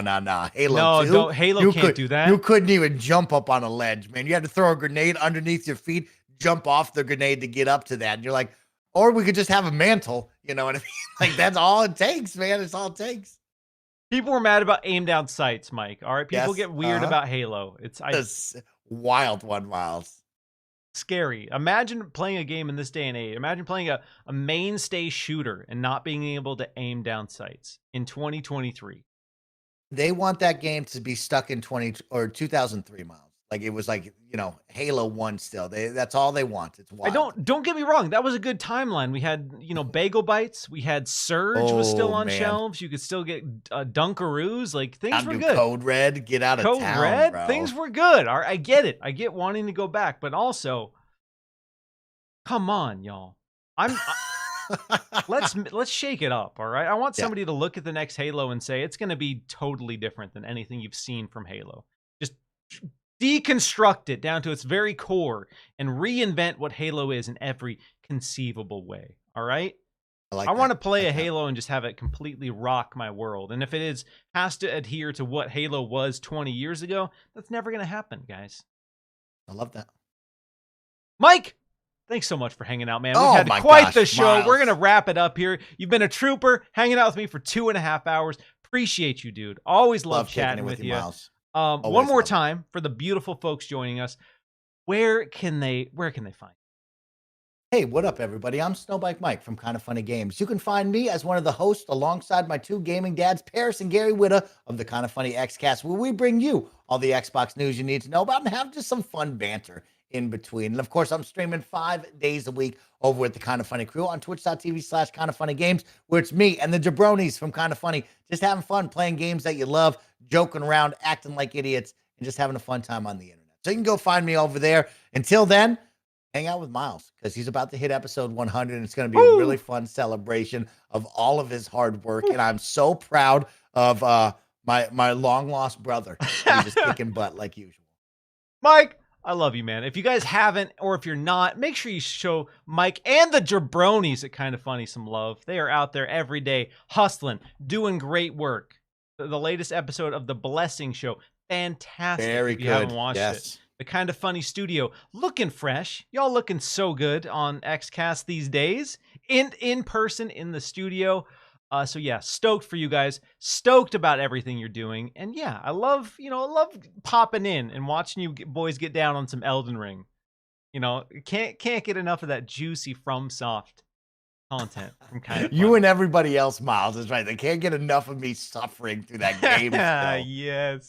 Yes. And to everyone else who tunes into the show, appreciate you for joining us. Appreciate you for hanging out. And next week, we will be joined by Gene Park for episode 99 of Xbox Chaturdays. Awesome. Yeah, so stoked about that. Stoked to get Gene in the hot seat and get, some insights from him because he's been, in journalism for a long time and he's had this cool transformation into the gaming space. So excited to get his perspective on a lot of stuff. But that's going to do it for this week's episode. Have a beautiful week and beautiful weekend, and we'll catch you next week. Take care, everybody.